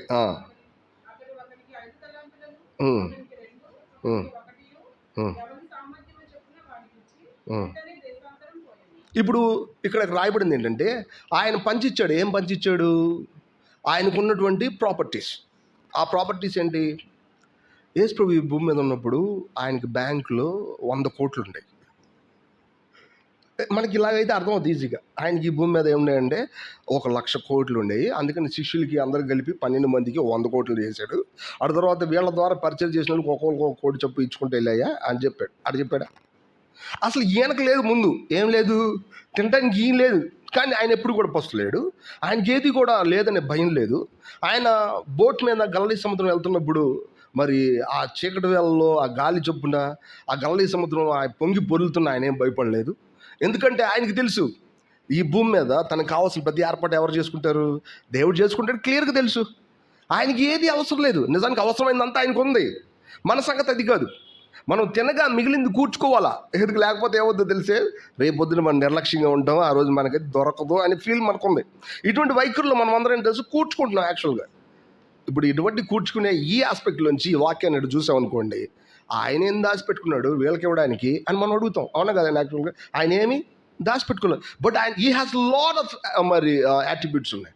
ఆయన కళ్ళ ముందు ఆయనలో దైవికమైన గుణలక్షణాలు ఎలా ఉన్నాయంటే సమృద్ధిగా ఉన్నాయి. ఇప్పుడు వీటిలో నుంచి ఆయన ఏం చేస్తున్నాడు, మనకి పనిచేస్తున్నాడు యాక్చువల్గా.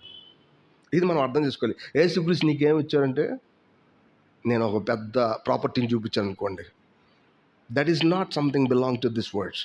ఈ వచనానికి సంబంధించింది కాదు. చర్చ్లో తగ్గించుకోగలిగే కెపాసిటీ, చర్చ్లో ప్రేమించగలిగే కెపాసిటీ, సహోదరులను చూడంగానే ప్రేమను కూర్చున్న సహోదరుడు క్రీస్తు యేసు యొక్క ఆ ప్రేమను కూర్చున్న ఆ గ్రహింపు మనకు వస్తుందంటే, this is something evidence that we got beautiful talent. దేవుడు మనకి ఒక చక్కటి తలాంత్ ఇచ్చాడు అనడానికి ఇది ఒక రుజువు అవుతుంది యాక్చువల్గా.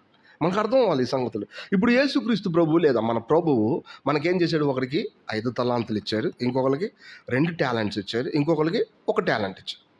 ఇలా ఇచ్చినప్పుడు తలాంత్ అంటే ఏంటి, దాన్ని చాలాసార్లు తప్పుగా ఇప్పుడు నేను ఇప్పుడు ఆల్రెడీ కొంత చెప్పాను. మన పొజిషన్ టాలెంట్ కాదు, గుర్తుపెట్టుకోవాలి.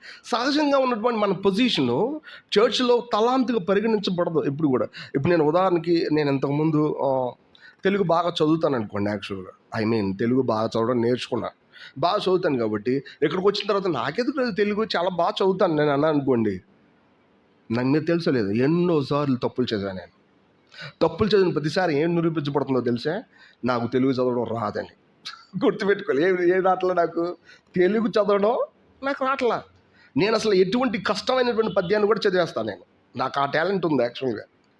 బట్ ఇక్కడికి వచ్చిన తర్వాత కష్టమైన హీబ్రూ పేర్లు చదవలేకపోతే తెలుగులోనే రాసున్నాయి. మళ్ళీ షడ్రక్, మేషక్, అబేద్నెగో అనే పదాలు నాకు కొత్తగా అయిపోయినాయి. బెల్తషాజరు, వాళ్ళకి అసలు యాక్చువల్గా వాళ్ళ పేర్లు వేరే. బెల్తషాజర్ అనేది దానియేలు పేరు, అక్కడ పేర్లు భలే ఉంటాయి యాక్చువల్గా. అది హీబ్రూ పేర్లు వేరుగా ఉంటాయి ఆ పేర్లు. అవి మన ఈసారి గుర్తు రావట్లేదు నాకు, చదవచ్చు యాక్చువల్. ఇలాంటి పేర్లు సరిగ్గా చదవడం రావట్లేదు నాకు. దాని అర్థం ఏంటి తెలిసే, నాకు నా టాలెంట్ పనికిరాదు. ఎవరు కావాలి నాకు, దేవుడే నాకు కావాలి యాక్చువల్గా. అప్పుడు నేనేం చేస్తాను తెలుసా, బైబిల్ని సరిగా చదవగలుగుతుంటాను, సరిగా అర్థం చేసుకోగలుగుతాను, ఎటువంటి సందేహం లేదు. ఈ వేరియేషన్ దేవుడు బిడ్డ అయిన తర్వాత చూపిస్తాడు, ఆయన ఖచ్చితంగా చూపిస్తాడు. అంటే ఏంటో తెలుసా, నీకు సహజంగా వచ్చింది నీది కాదు, నేను ఇచ్చిందే నీది. ఇది గుర్తుపెట్టుకోవాలి. ఆయన ఇచ్చిన తర్వాత తలాంత్ వచ్చిందా, లేకపోతే వీళ్ళకే తలాంతులు ఉన్నాయి కదా అని రాసిందా ఇక్కడ?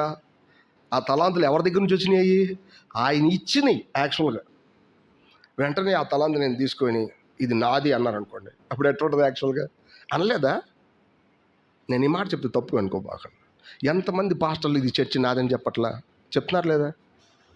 నాది చర్చి, ఎవరైనా వస్తారంటే లేకపోతే పోతే పోండి అన్నారు లేదా? అనలేదా? అంటే దేవుడి దగ్గర నుంచి నువ్వు తలాంతు తీసుకుంటావు, తీసుకున్న తర్వాత అది ఎవరిది అయిపోద్ది? నీది అయిపోద్దా? ఎవరిదా తలాంతు? ఆయింది.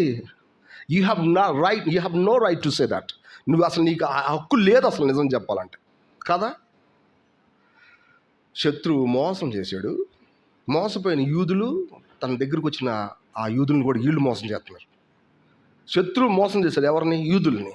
యూదులు ఇప్పుడు ఎవరిని మోసం చేస్తారు? తన దగ్గరకు వచ్చిన యూదులను మోసం చేస్తున్నారు. తలాంత్ ఎవరిదండి? ఆయింది యాక్చువల్గా. ఇది గుర్తుపెట్టుకోవాలా. ఎప్పుడు కూడా నాదని మనం విడిచిపడిపోకూడదు. మనకి చాలా ఉండొచ్చు ఆఫ్ కోర్స్, పౌల్లాగా నేను అన్ని తలాంతులు నాకు నేను చెప్పొచ్చు, బట్ కానీ యాక్చువల్గా ఆ తలాంతులు ఎవరి వల్ల వచ్చినాయి? ఆయన వలన వచ్చినాయి. పరిశుద్ధాత్మ ఇవ్వడం ద్వారా వచ్చింది. తలాంత్ అంటే పొజిషన్ కాదు. చాలామంది ఇట్లా అనుకుంటున్నారు, చర్చ్లో వాళ్ళకున్న పొజిషన్ బట్టి ఇది మా తలాంత్ అనుకుంటున్నారు. తలాంత్ అది కాదు యాక్చువల్గా.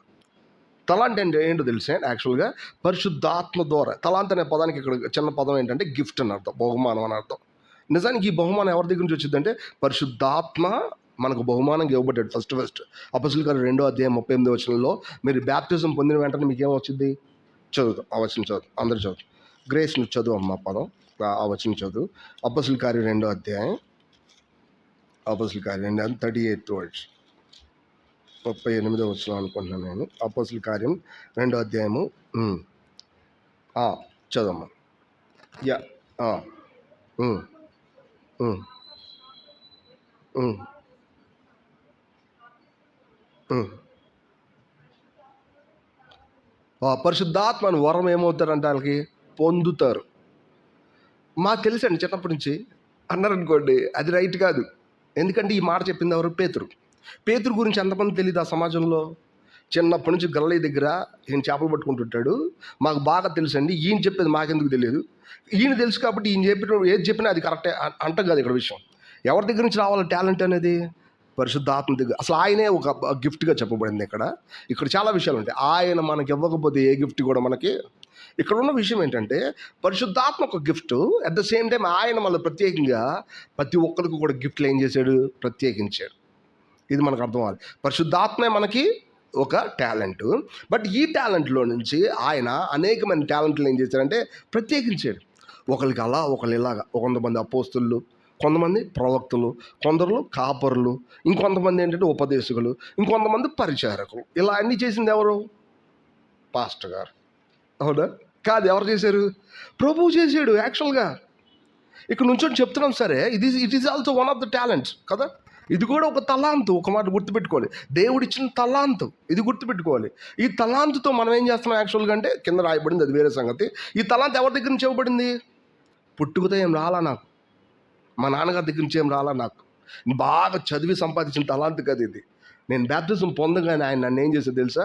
దీనివైపుకు తిప్పాడు. యాక్చువల్గా నువ్వు ఇలా ఉండడం మంచిది అని చెప్పాడు. యాక్చువల్గా అది నాకు అర్థం కాకుండా చాలా సమయం వృధా చేశాను. నేను ఎన్నో కష్టాలు అనిపించాను లైఫ్లో, తప్పుడు నిర్ణయాలు చేసి. ఒక సమయం వచ్చింది, ఇదే ఇక ఎక్కడికి వెళ్ళినా నేను తప్పించుకోలేను అని నాకు అర్థమైనప్పుడు ఇప్పుడు ఏమని తెలిసే నెమ్మదిగా ఉంది. యాక్చువల్గా గుర్తుపెట్టుకో. ఇప్పుడు నేనేం చేయాలా? తలాంతులో దేవుడు ఇచ్చిందని గుర్తుపట్టాలి. అలాగే మన లైఫ్లో కొన్ని తలాంతులు ఉన్నాయి. ఇలాంటిది కాకపోవచ్చు, ఇలాంటివి కూడా ఉండొచ్చు. గమనించారా?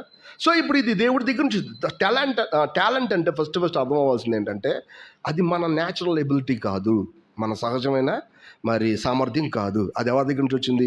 దేవుడి దగ్గర నుంచి, ప్రభు దగ్గర నుంచి, పరిశుద్ధాత్మ దగ్గర నుంచి వచ్చింది. బట్ ఈ టాలెంట్ ఏమవుతుందో తెలుసండి, ఎంతసేపు పెరిగి పెద్దవుతూ ఉంటుంది. చూడండి ఒకసారి 1 కొరింథీ 14వ అధ్యాయం. అంటే వివరం తెలుసుకోవాలని ఈ మాటలు చెప్పట్లు. 1 కొరింథీ 14, 1 కొరింథీ 14 దెన్ 12వ వచనం చూడండి దయచేసి. 12వ వచనం చదువుతాం.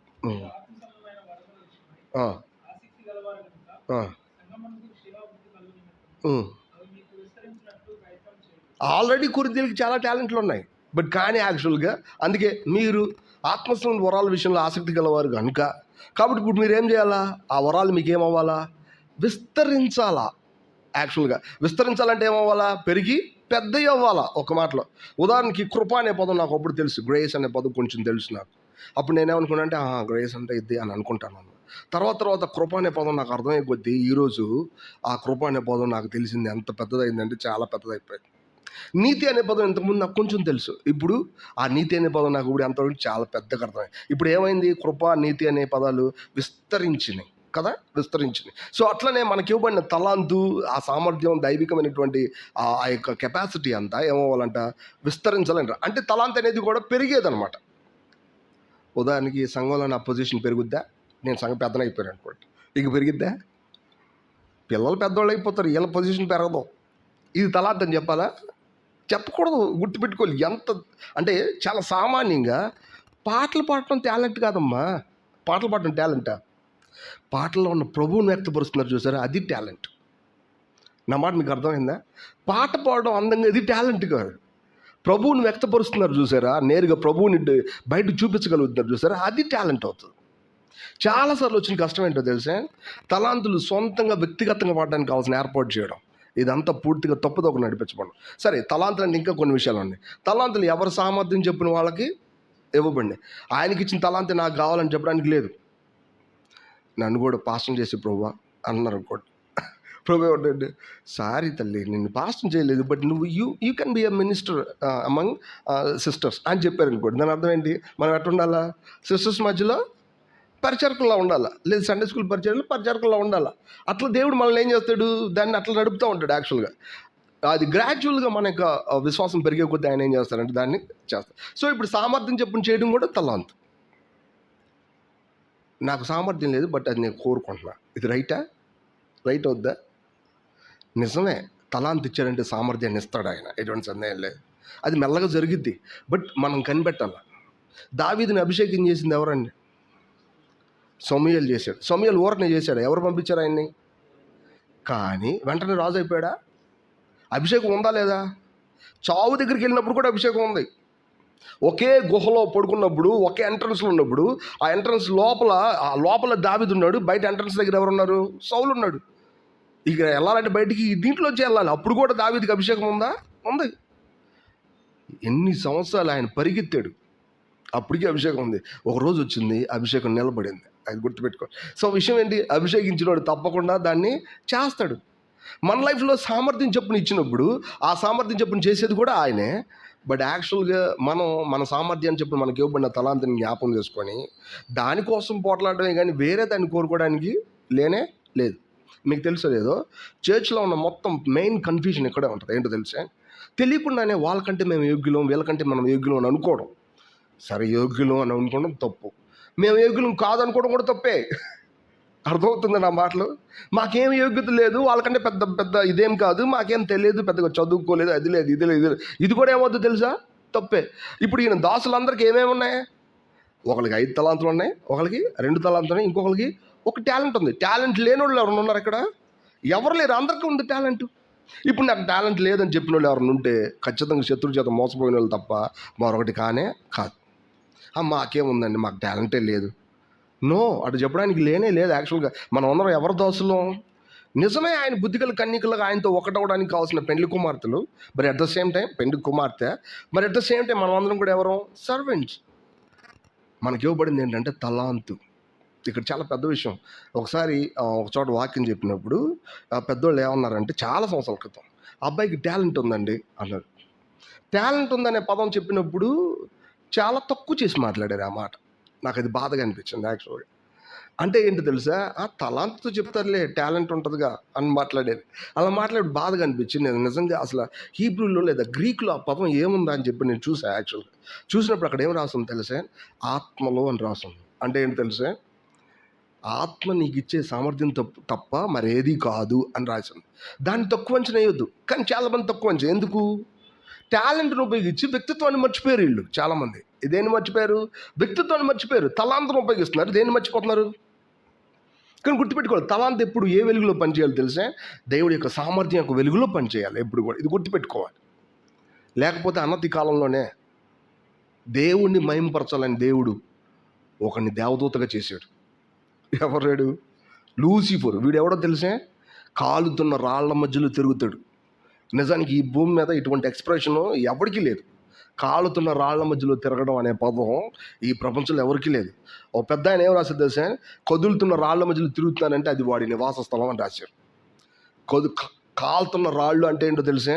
చెల్లించని విషయం అని అర్థం. ఎప్పటికీ కూడా మారిపోలేనటువంటి తన పొజిషన్ అని దాని అర్థం. అటువంటి క్రియేట్ చేసింది ఎవరు? దేవుడే. వీడు ఎంత సామాన్యంగా ఎడవైపు తిరిగాడు? నేను అని వైపు తిరిగిపోయాడు. నేను సభాపర్వతం మీద కూర్చుంటా, నేను సర్వోన్నత సమానునిగా చేసుకుంటా అని చెప్పాడు. యాక్చువల్గా వీరికి టాలెంట్ లేదా? ఇప్పటికీ వాడి దగ్గర నుంచి వాడి టాలెంట్ తీసేలా దేవుడు తీసేసాడా? తీలా. ఇప్పటికీ వాడి టాలెంట్ వాడి దగ్గరే ఉంది. వాడు చాలా సింపుల్గా జనాలందరినీ ఏం చేస్తాడు? మోసం చేస్తున్నాడు చాలా సింపుల్గా. ఎప్పుడో జరిగింది మర్చిపోతే ఇప్పుడు గుర్తు చేస్తే మనం వెంటనే రేగిపోతుందని కదా. రేగిపోయి గొడవ. ఎంత పెద్ద టాలెంట్ వాడుతున్నాడు. అరే ఎందుకు నేను ఇప్పుడు ఇది వాడాలా? ప్రభు యొక్క రక్తంలో మనం కడిగేసుకున్నాం కదా, సెట్ అయిపోయింది కదా, ప్రభు క్షమించేశాడు కదా, ఇప్పుడు ఎందుకు నేను గుర్తు చేసుకోవాలనే ఆలోచన మనకు రావట్లా. గుర్తుపెట్టుకోవాలా, శత్రువు వాడి టాలెంట్ ఉపయోగించడం తెలియకుండానే మనం కనుక దైవికమైన ప్రణాళిక తెలియకపోతే మనం కూడా మన టాలెంట్ దేనికోసం ఉపయోగిస్తాం తెలుసా? మనం ఎంతో అంటే చక్కగా వెరైటీగా సెల్ఫ్ గ్లోరీ కోసం. నేను ఈ మధ్య కొంతమంది కుర్రోళ్ళని చూశాను. నేను అంటే వాళ్ళు తప్పు చెప్పి నేను మాట్లాడలేదు, కాకపోతే వాళ్ళ విషయాల గురించి చెప్తాను. ఏంటంటే వాళ్ళు చక్కగా బోధించగలిగిన వాళ్ళు అయితే మేము మాకు మంచి దేవుడు టాలెంట్ ఇచ్చాడని చెప్పి అందరితో చెప్తూ ఉంటారు. యాక్చువల్గా చెప్పినప్పుడు ఏం చేస్తారు? అందరూ కూడా నేను చెప్పి పిలుస్తారు. పిలిచినప్పుడు ఏం జరిగిద్ది, వాళ్ళు కూడా చెప్తా ఉంటారు. ఇంకొంతమంది మ్యూజిక్ ప్లే చేస్తారు, కొంతమంది సింగర్సు, ఇంకొంతమంది లేదంటే డెకరేషన్ చేస్తారు. దేన్ని, వెనకాల కూర్చునే దాన్ని డెకరేషన్. ఇది కూడా ఒక టాలెంట్ వాళ్ళు చెప్పేది వాస్తవానికి. ఇదంతా చేసినప్పుడు ఏం జరిగిద్దంటే వాళ్ళందరూ కూడా వీళ్ళు ఇది చేస్తారు, వీళ్ళు ఇది చేస్తారు, వీళ్ళు ఇది చేస్తారు, వీళ్ళు ఇది చేస్తారు. మంచిదే కదా, ఎవరి పని వాళ్ళు చేసుకుంటారు. ఇదంతా ఏం జరుగుతుందో తెలిసే, చాలా సింపుల్గా, ఇది మా గ్రూప్ అండి, ఇది మా గ్రూప్ అండి. మీ బాడీలో ఏది ఏ గ్రూప్ చెప్పండి నేను అడగను. మీ బాడీలో ఏది ఏ గ్రూపు? అన్ని అవయవాలు ఒకటే గ్రూపు. మీరు ఎందుకు గ్రూపులో అవుతున్నారు? విషయం ఏంటో తెలుసా, నీకు ఇవ్వబడిన టాలెంట్ని ఎవరి వైపు తిప్పుకుంటున్నావు తెలుసా? నీ వైపుకు తిప్పుకుంటున్నావు. This is the problem. ఒక్కసారి నీ వైపుకు తిప్పుకున్నావంటే దేవుడు నీలోంచి బయటికి రాడు, గుర్తుపెట్టుకోవాలి. పౌలు ఇదే చెప్తున్నాడు, దైవిక ప్రణాళికను మీరు తెలుసుకోండి. అంటే దేవుడు దేనికోసం మీకు ఆ టాలెంట్ ఇచ్చాడో తెలుసుకొని దానికోసం మిమ్మల్ని మీరు అప్పచెప్పుకోవడం నేర్చుకుంటే తెలియకుండా ఆ తలాంత్ ఏమవుతుందో తెలుసా, ఎంతో చక్కగా ప్రజ్వలించింది. లేకపోతే ఏమవుతుందో తెలుసా, తలాంత్ కొన్ని రోజులకి వెనక్కి తీయబడిద్ది. మీకు తెలుసో లేదు, నాకు తెలిసినటువంటి మంచి పెద్ద డాక్టర్ ఇలా చెప్పాడు. ఆయన అందరిలో సామాన్యమైన డాక్టరే లేండి, కాకపోతే నాకు బాగా తెలిసినది. ఆయన ఏమన్నాడంటే, నీ కళ్ళు కూడా 40 రోజులు కళ్ళు మూసుకొని తెరవకుండా ఉంటే 41 రోజు నువ్వు కళ్ళు తెరిచినా నీకేంటంటే కనపడవంట యాక్చువల్గా. అని చాలా సామాన్యంగా చెప్పాడు. యాక్చువల్గా పెద్ద కష్టమేం కాదు. చూడండి, ఒక ఒక పూట అంతా ఇక్కడ కూర్చుంటే లెగమంటే గబక్కన లెగలేను. నేను గబక్కన లెగుస్తాను, లెగలేను. మోకరిచ్చి ఒక గంటన్నర సేపు అట్ట కూర్చొని గబక్కన లేపంటే ఎవరిని పట్టుకుని లేగాలి. యాక్చువల్ విషయం అంతా ఏంటి తెలిసిన, మనిషి యొక్క జీవితం అది. నేనేమంటానంటే, నీకు ఇవ్వబడినటువంటి దైవిక ప్రణాళిక చొప్పున నీ తలాంతును వాడకపోతే అది నీకు అసలు ఎటువంటి ఉపయోగం లేకుండా అయిపోద్ది. అంతేకాదు, అది నీ గర్వానికి మాత్రమే కారణం అవుద్ది, దేవుడికి ఎటువంటి ఉపయోగం లేనే లేదు. కాబట్టి టాలెంట్ అనే విషయంలో తప్పుగా అనుకోవద్దు. ఇక్కడ చాలా మాటలు ఉన్నాయి, అవన్నీ చెప్పలేను, సమయం అయిపోతుంది. రైట్, ముందుకెళ్దాం ఒకసారి. చూడండి, 8ంటికి మొదలుపెట్టాం, జస్ట్ ఒక 10 minutes మాత్రం చెప్పి నేను కంప్లీట్ చేస్తాను. 9 అయింది. సో కావాలితే మనం వచ్చే వారం కూడా దీన్ని మనం ఆడొచ్చు. నెక్స్ట్ చెప్తాం.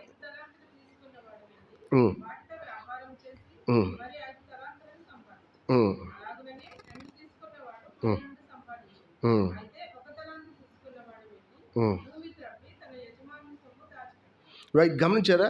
5 తలాంతులు తీసుకున్నాడు, ఏం చేశారంట, వెళ్ళి ఏం చేశారు అక్కడ, వ్యాపారం చేసి. ఇది చాలా చాలా ఇంపార్టెంట్. తలాంతు తీసుకెళ్ళి ఏం చేశారు ఈయన, వ్యాపారం చేసి. ట్రేడింగ్ అనే పదం రాస్తారు, ట్రేడింగ్, వ్యాపారం చేశారు. ఇప్పుడు వ్యాపారస్తులు ఏం చేస్తారు, జనరల్గా వాళ్ళకు ఉన్నటువంటి పెట్టుబడి తీసుకొచ్చి అక్కడ పెడతారు.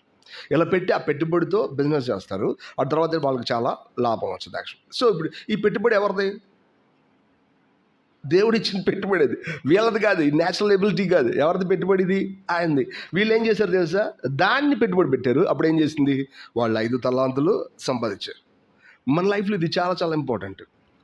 ఎవరికైనా వాక్యం చెప్పాల్సి వస్తే ఏం చెప్తారు, నేను సతీష్ అన్న దగ్గర తీసుకెళ్తాను అన్నారు అనుకోండి. అప్పుడు యాక్చువల్గా తర్వాత ఎవరు పెట్టుబడి పెడుతున్నారు, మీరు పెడుతున్నారా? తెలుసు, నిజమే, కొన్ని తెలియదు అన్నమాట, కరెక్టే అది అనుభవంలో. కానీ తెలుసుకోవాల్సిన బాధ్యత ఎవరిది, మనదే కదా యాక్చువల్గా.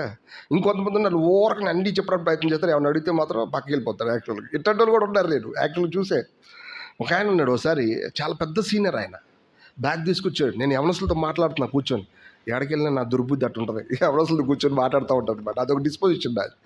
వాళ్ళు చాలా రోడ్డు మీద తిరిగి పిల్లలు, వాళ్ళతో కూర్చొని ఏదో రకంగా వాళ్ళు ట్యూన్ చేయాలని చూస్తున్నప్పుడు ఈ లోపల ఒక ఆయన వచ్చారు. వీళ్ళు కూర్చున్నారు కదా అని చెప్పి, మరి ఎందుకు వచ్చారు నాకు తెలియదు, కూర్చొని రక్షించబడ్డారా మీరు అందరూ గట్టిగా పాపం వాళ్ళు ఏం మాట్లాడట్లేదు. యాక్చువల్గా ఏం మాట్లాడితే ఏమవుద్ది అని వాస్తవం. సరే కాసేపు కూడా అన్న మీరు చెప్పండి అన్న చక్కగా ఆస్పెక్ట్లన్నీ, మీరు పెద్దోళ్ళు కాబట్టి నేను అంటే ఆయన అంతకుమించి ఏం మాట్లాడుతున్నాడు, అదొకటే అడుగుతున్నాడు గట్టిగా, ఇంకేం చెప్పట్లా. ఇదేంటి చాలాసేపు అయింది, అది ఒకటే చెప్తాను, ఇంకేం చెప్పట్లేదు ఏంటని. రక్షించబడ్డ ముఖ్యం అంటున్నాడు, కానీ దాని గురించి ఎట్టా ఏంటి అనేది ఏం చెప్పట్లా. ఏం చెప్తున్నాడు, అది ఒకటే చెప్తున్నాడు. అప్పుడు నాకు అర్థమైందండి, పాపం ఆయన తెలియదు, ఏం తెలుసు ఆయనకి, అదో ఒకటే తెలుసు. ఆ తర్వాత మళ్ళీ నేను కలగజేసుకొని మళ్ళీ రక్షించబడక ముందు ఏంటి మన పొజిషను, రక్షించబడిన తర్వాత ఎట్లా ఉంటుంది, ఎలా రక్షించబడాలని ఈ విషయాలని చెప్పినప్పుడు ఆయన పాపం సంతోషంగా ఆయన నుంచి వెళ్ళిపోయాడు. యాక్చువల్గా తర్వాత నేను మళ్ళీ ఇక్కడ చాలాసార్లు వచ్చిన కష్టం కూడా ఇదే. మనకు కొన్నిసార్లు కొన్ని విషయాలు తెలియకపోతే అప్పుడు ఏం చేయాలా, సామర్థ్యం చెప్పున తీసుకోగలగాలి, ప్రభు దగ్గర నుంచి మనం అది పొందుకోగలగాలి, ఎటువంటి సందేహం లేదు, తప్పకుండా దేవుడు ఇస్తాడు. మనం అందరం కూడా ఎవరో ప్రభు యొక్క రాజ్యంలో దాసులు. యాక్చువల్గా తెలియకుండా మన తలాంతులను అనుసరించి ఎలా ట్రేడ్ చేయాలో మనకు తెలుసు, ఎలా దాన్ని వ్యాపారం చేయాలో మనకు తెలుసు. ఇంకో మాట చెప్పాలంటే ఇలా చెయ్యని చెప్పలేదు ఆయన, కానీ వీళ్ళు ఏం చేశారు, అలా చేసేసారు. ఇది చాలా గొప్పగా ఉంటుంది ఆ మాట, ఇది చాలా మర్మంగా రాయబడింది. మనమేమి వాళ్ళు అన్నారు వీళ్ళు అన్నారు కళ్ళు నీళ్ళు పెట్టుకున్నాం అనుకోండి ఇలాగా, అప్పుడు ఏంటి దాని అర్థం? మన లోపల టాలెంట్ లేదు, మనం శుద్ధ పప్పులు అనే కాదు. వాస్తవానికి దేవుడు మనకేమిచ్చాడు? తలాంత్ ఇచ్చాడు. దాన్ని ఎలా ట్రేడ్ చేయాలో మనకు తెలియట్లా. This is something problem. ఎలా వ్యాపారం చేయాలో మనకు తెలియట్లా. ఒక్కసారి నీ లోపల ఉన్నటువంటి వాడిని తీసుకొచ్చి ముందు పెట్టు, అది ఎలా పెట్టాలో నేర్చుకోవచ్చు చాలు. వాస్తవానికి తెలియకుండా అదే ఇంకో ఏం చేసి తెలుసా, ఇంకొక 5 తలాంతుల్ని గ్యాదర్ చేసింది. ఇంకో 5 తలాంతులు గ్యాదర్, విషయం అంతా ఒకటే. నేను చాలా సింపుల్గా చెప్పుకొని ముందుకు వెళ్ళిపోతాను. యాక్చువల్గా 2 తలాంతులు ఆయన కూడా ఏం చేశాడు? ఇంకో 2 తలాంతులు సంపాదించాడు. ఇప్పుడు సమస్య అంతా ఎక్కడ ఉందంటే, మొదటి తలాంతు తీసుకున్న ఆయన యాక్చువల్గా, సరే 5 తలాంతులు తీసుకున్న ఆయన ఏం చేశాడు తెలుసుకొని అక్కడికి వెళ్దాం మనం. యాక్చువల్గా ఈ 5 తలాంతులు తీసుకున్న ఆయన ఏం చేశాడు? వ్యాపారం చేశాడు. మన వ్యాపారం చేయడం చాలా ముఖ్యం. యాక్చువల్గా దాన్ని మీరు తెలుసలేదు, సువార్తకి వెళ్ళిన ప్రతిసారి ఒక ట్రాక్ ఇచ్చేటప్పుడు మీకు తెలుసలేదు, భయం మనల్ని వెంటాడిద్ది. తీసుకుంటాడో లేదో, తీసుకుంటే ఏమంటాడో, ఇట్లాంటివి తెలిసే. కానీ దైవికమైన బలంతో ఆ ట్రాక్ ఇచ్చేటప్పుడు, విశ్వాసం మనం ఇచ్చినప్పుడు, అది అతను తీసుకున్నాడా మనకు ఎలా ఉంటుందో తెలుసా? మనం తెలియకుండా మన లోపల ఫెయిత్ని మనం ఏం చేస్తాం తెలుసా? ప్రాక్టీస్ చేస్తున్నాం, తెలిసిపోద్ది మనకి, ధైర్యం వచ్చేసిద్ది మనకి. యాక్చువల్గా అది ఎలా ఉంటుందంటే, ఎంతో లిటరల్గా దేవుడు మనలో నుంచి బయటికి వెళ్తున్నాడా అనిపించింది. యాక్చువల్గా ఎవరికి పడితే అలాగే ట్రాక్ ఇవ్వమని నేను చెప్పట్లా, కానీ నిజానికి మీరు ఇచ్చేటప్పుడు ఎట్లా ఇవ్వాలా? ఫెయిత్తో, విశ్వాసంతో ఇవ్వాలా. మీరు కనిపించిన వాళ్ళందరికీ ఇమ్మని నేను చెప్పట్లా, అలా అని చెప్పి కనిపించిన వాళ్ళకి ఇవ్వద్దని నేను చెప్పట్లా. మీరు ఏం చేయాలా? ఇచ్చేటప్పుడు దేవుడి మీద ఆధారపడాలా, అది దాని అర్థం. ఏం పాంప్లెట్లు కాదు, అందరికి పాంప్లెట్లు పంచడానికి కంపెనీకి రమ్మని. విషయం ఏంటి? దైవికమైన బలంతో దేవుడి యొక్క సువార్తను ప్రకటించడం. మనకు ఆ ఫెయిత్ లేకపోతే ఆ ట్రాక్ విలువే లేదు. అవునా కదా? ఆ ట్రాక్కి లేదా ఆ పేపర్కి విలువ లేదు అసలు. యాక్చువల్గా మనం దాన్ని ఖర్చు పెట్టడానికి మనం ఎవరిని వాడాలా? కాబట్టి వ్యాపారం చేయడం నేర్చుకోవాలా. మనం చాలా సైలెంట్గా వచ్చిన వాళ్ళు వచ్చినట్టు వెళ్ళిపోతున్నాం అనుకోండి, వ్యాపారం చేస్తున్నావా? వ్యాపారస్తులు ఎట్టుంటుందో తెలుసా? ఏమీ లేని చోట నుంచొని క్రియేట్ చేస్తారు, దాన్ని చక్కగా ఆ ఎరాన్ని క్రియేట్ చేస్తారు. మనుషులు దాన్ని చూడగలిగేలా చేస్తారు. దానివల్ల లాభం అంటే ఏంటో తెలుసుకోగలుగుతారు. దాన్ని తీసుకోగలిగి వాళ్ళు సౌకర్యంగా జీవించడం అంటే ఏంటో వివరం చెప్తారు వాళ్ళు. మనం అట్టడంలోనే మీరందరూ ఎవరో తెలుసా? ఎవరో బిజినెస్ మెన్. యాక్చువల్గా మరందరూ ఎవరో? మీ బిజినెస్కి ఉన్నటువంటి మీకు అసలైన సోర్స్ ఎవరు? మీ యాక్చువల్గా మీ పెట్టుబడి ఎవరు? మన ప్రభువైన యేసుక్రీస్తు యొక్క గిఫ్ట్. ఇది గుర్తుపెట్టుకోవాలి. సో ఇప్పుడు ఈయన వ్యాపారం చేసి 5 తలాలను సంపాదించాడు. వెంటనే ప్రభు ఏమన్నాడు చూడండి, అది 19 వచ్చిన 19 వచ్చిన చదువుతానే, 19 చదువుతాం నేను.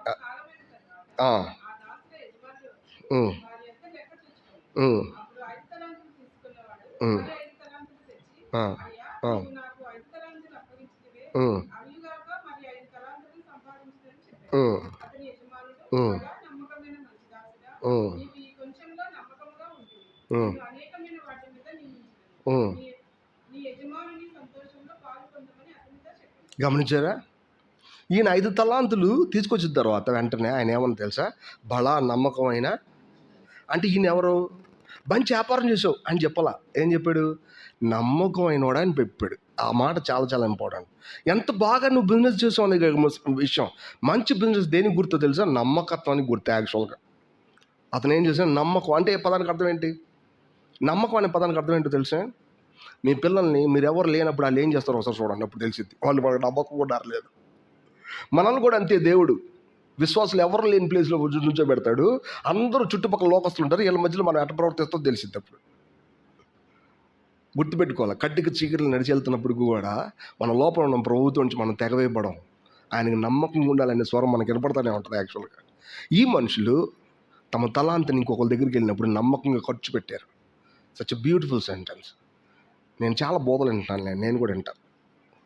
వీళ్ళు తలాంతిని ఖర్చు పెట్టట్లా, వాళ్ళ సొంత బోస్టింగ్ కొట్టుకుంటున్నారు. నాకు దేవుడు అట్లా ఇచ్చాడు, ఎట్టిచ్చాడు, లేదా ఎంత పని చేసి అంత పని, ఇన్ని దెయ్యాలు వెళ్ళగొట్టి అన్ని దెయ్యాలు వెళ్ళగొట్టి ఇవి చెప్పుకుంటారు. దెయ్యాలు వెళ్ళగొడితే దేవుడిని ఎవరు నమ్ముకోరు.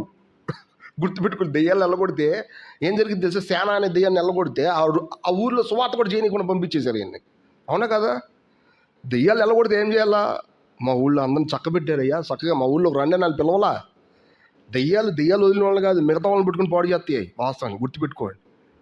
సో ఇప్పుడు దెయ్యాలు వెళ్ళగొట్టడం పెద్ద విషయం కాదని నేను చెప్పట్లా, కానీ దాని వెనకాల జరగాల్సిన అసలు పెద్ద విషయం ఏంటి?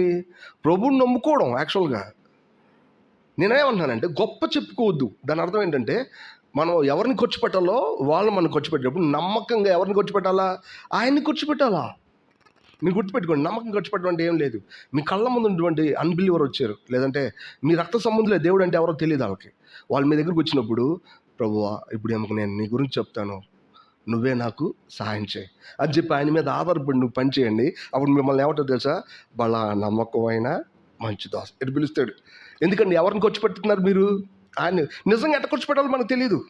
మన స్వయాన్ని సిలువ వేయడం అంటే ఏంటో మనకు తెలియలేదు.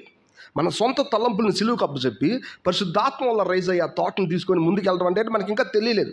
బట్ స్టిల్ మనం ఏం చేస్తాం తెలుసా? ప్రభు నా వల్ల కాదు, నువ్వు సహాయం చేయని చెప్తున్నావు అంటే మనం ఎలా ఉన్నావు? నమ్మకమైన మంచి దాసులం.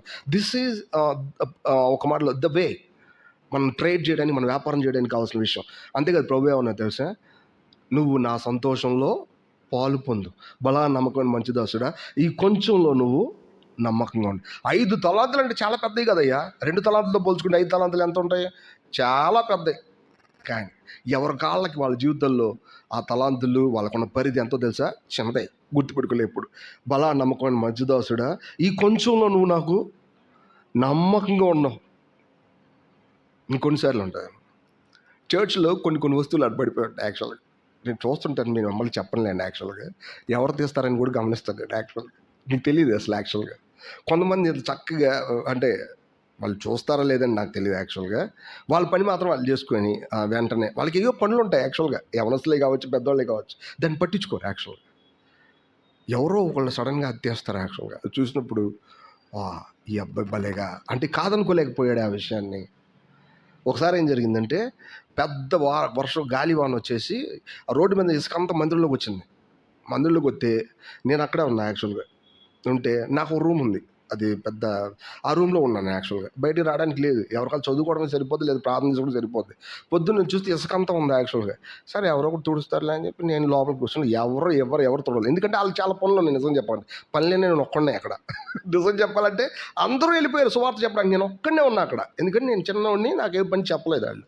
యాక్చువల్గా నేనేం చేశానంటే, నా పని ఏంటి ప్రభు అని అడిగితే, కళ్ళ ముందు కనబట్టలేదా దేవుడు కళ్ళు మొత్తం చీపురు తీసుకుని ఏం చేసింది తెలిసి బయట కొట్టేసాను. చాలా అది నిజానికి అది 2 గంటలు పట్టింది. యాక్చువల్గా వీళ్ళందరూ వచ్చిన తర్వాత ఎవరు ఊడ్చారు అసలు ఎలా గుసగుసలు ఆడుకుంటున్నారంటే, ఎవరు ఊడ్చారు అలా ఊడవడం అనేది ఇప్పుడు పెద్దదైపోయింది. ఎవరు ఊడ్చారు నేను అసలు చెప్పలేదు. యాక్చువల్గా నేను అది నా పేరు చెప్పలేదు అసలు. యాక్చువల్గా మీరు గమనించారా? చర్చ్లో మన కళ్ళ ముందున్న చిన్న పని నోటీస్ చేయబడి తెలిసే నమ్మకత్వం. నేను అట చేశాడు చెప్పుకోవడం కాదు, ఇక్కడ చాలా రహస్యంగా ఆ పని చేసి ముగించడం. మీకు ఒక విషయం చెప్తా, తప్పుగా అనుకోబాకండి. ఈ వీబీఎస్లో జరుగుతుంది. వీబీఎస్ జరుగుతుంటే అందరూ కలిసి, ఈ పిల్లలందరూ కలిసి మురుక్కాల వెంకట చూస్తున్నారు. నేను అప్పుడు ఏం చేశాను, వీళ్ళ మీద ఇన్విజిలేటర్ అనమాట. పిల్లలు అట్టుండాలి చెప్తారు కదా, వాళ్ళందరూ నన్ను అట్ట నియమించారు. అందుకని బెత్తం పట్టుకొని అందరిని కూర్చోబెడుతుంటే వీళ్ళందరూ కలిసి మురుకాల దగ్గర కూర్చున్నారు. ఇట్లా నుంచొని చూస్తుంటే ఏంటి అందరూ ఇక్కడ నుంచుంటున్నారు, పదండి అంటే, ఇందులో గ్లాస్ పడిపోయింది అంకుల్ అన్న అని చెప్తున్నారు. యాక్చువల్గా గ్లాస్ పడిపోయిందా అని నేను అట్టు చూసా. ఈ లోపల విక్టర్ డేవిడ్ గారు పెద్ద సేవకుడు వచ్చి చేయబెట్టి తీసేసి కడుగేసుకొని వెళ్ళనమ్మా అన్నాడు.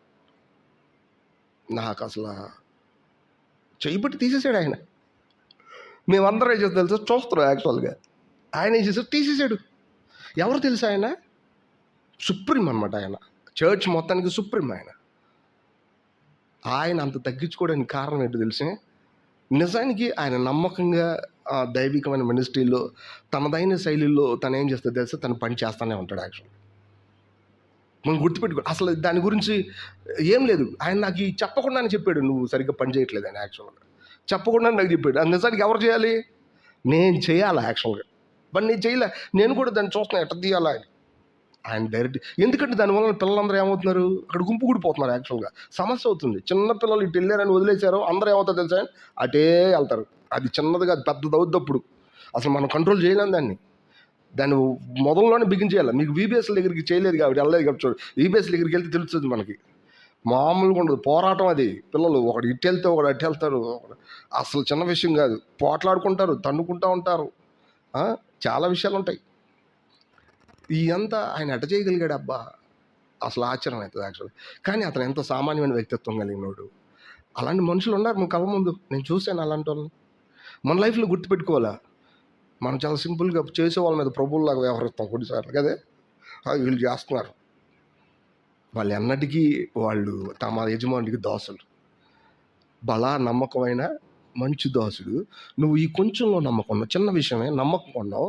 బట్ అందుకని నువ్వేం చేస్తావంటే, నా సంతోషంలో నువ్వు పాలు పొందు.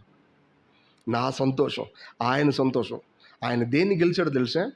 శాటన్ గెలిచాడు, ఈ రాజ్యాన్ని గెలిచాడు, ప్రతిదాన్ని గెలిచాడు ఆయన. ఆ సంతోషంలో ఎవరు బాలిభాగస్తులు? ఈయన బాలిభాగస్తులు. మన లైఫ్లో ఇటువంటి గొప్ప ఆధిక్యతను పోగొట్టుకోకూడదు. నిజానికి తన తర్వాత కింద ఇంకొక ఆయన ఉన్నాడు, 2 తలాంతులు తీసుకున్న ఆయన కూడా. ఈ 2 తలాంతులు ఆయన తీసుకున్న కూడా సేమ్ వర్డ్స్ చెప్పాడు ఆయన. దాని అర్థం ఏంటో తెలుసా? వీళ్ళిద్దరు సమానమే. వీళ్ళిద్దరు ఏంటి? సమానమే. ఒకరికి 5 కదండి, నిజమే, దాని యొక్క అంతస్తులో తేడా ఉండొచ్చు, బట్ కానీ తన యొక్క పరిధిలో సమానమే. అది గుర్తుపెట్టుకోవాలి. ఒకరికి చిన్న మనస్సాక్షి ఉంది, సత్యం కొద్దిగానే చెప్పబడింది, కానీ తెలిసిన సత్యం కోసం నమ్మకంగా పనిచేస్తున్నారు. అప్పుడు వీళ్ళు పరిపూర్ణులు కాదనకూడదు. వీళ్ళు ఏమనాలా? పరిపూర్ణులనే అనాలా. ఇప్పుడు పౌలు మనకంటే పెద్దోడు, ఆయనకి చాలా పెద్ద సత్యాలు తెలుసు, దానికి తగ్గట్టుగా నమ్మకంగా ఉన్నాడు. ఇప్పుడు ఆయన ఏమనాలా? పరిపూర్ణనే అనాలా. సమస్య అంతా ఎక్కడ ఉందో తెలుసా? తెలిసిన సత్యానికి నమ్మకంగా ఉన్నావా లేదా అనే దాని మీద ఆధారపడింది. అలా అని చెప్పి అంతస్తులో తేడా లేదా? ఖచ్చితంగా మనకంటే పెద్ద బహుమానం ఆయనకు వచ్చింది. కానీ వీళ్ళిద్దరూ కూడా దేవుడి యొక్క సన్నిధిలో ఎలా ఉంటుందో తెలుసా? సమానులే. వాళ్ళకి ఇవ్వబడిన చిన్న పనులు నమ్మకంగా ఉండడం, పెద్ద పనులతో నమ్మకంగా ఉన్న దాంతో సమానమే. ఇప్పుడు నా కాళ్ళు పెద్దగా పని చేయట్లేదు, నా చేతులు మాత్రం పని చేస్తున్నాయి. చేతులతో పాటు కాళ్ళు సమానం కాదా? సమానమే. ఇది గుర్తుపెట్టుకోవాలి. ఎక్కువ పని చేయట్లేదు కాబట్టి సమానం కాదని చెప్పకూడదు. అలాగే కాళ్ళు కూడా ఇప్పుడు నేను పని చేయలేకపోతే నన్ను తక్కువ చూస్తానని చెప్పి చిన్నపుచ్చుకుంటే అది కరెక్టా? మనం చాలాసార్లు ఏ పని లేదు పక్కన కూర్చున్నాం, అప్పుడు జనాలు వచ్చి ఇంట్లో ఏం పని చేయట్లేదు అంటే అది కరెక్టా? ఆమెదైన శైలిలో తనదైన శైలిలో అతను చేస్తారు యాక్చువల్గా. అప్పుడేమో వాళ్ళు సమానమే. గుర్తుపెట్టుకోవాలి. మన లైఫ్లో ఈ విషయాలు గుర్తుపెట్టుకోవాలి. అంతేకాదు, వీళ్ళిద్దరూ కూడా దేవుడి విషయంలో ఏమన్నారు? బలా నమ్మకమైన మంచి దాసుడా, ఈ కొంచెంలో నువ్వు నమ్మకున్నావు, నా సంతోషంలో నువ్వు పాలు పొంది. సమస్య అంతా ఎక్కడొచ్చింది? ఎంత వచ్చింది? ఎవరైనా 1 తలాంతు తీసుకున్న ఆయన. ఈయన చాలా డైరెక్ట్గా చెప్పాడు. ఏం చెప్పాడు? చదువుతాను చూడండి. అయిపోయింది, నేను వదిలేస్తాను, అయిపోయింది. ఉమ్, ఉమ్, ఉమ్, ఉమ్, ఉమ్,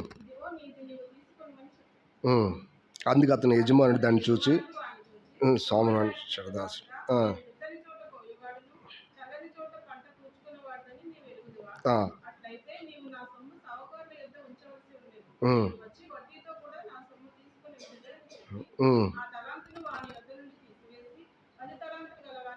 చాలండి. వాస్తవానికి ప్రతి లైన్ ఎంతో పెద్ద వర్తమానం ఉంది, బట్ బ్రీఫ్గా మనం మార్చుకుని వెళ్ళిపోదాం. ఈ ఒక్క తలాంతు కలిగినటువంటి ఆ వ్యక్తి ఏం చేశాడు? భూమిలో తీసి దాచిపెట్టాడు.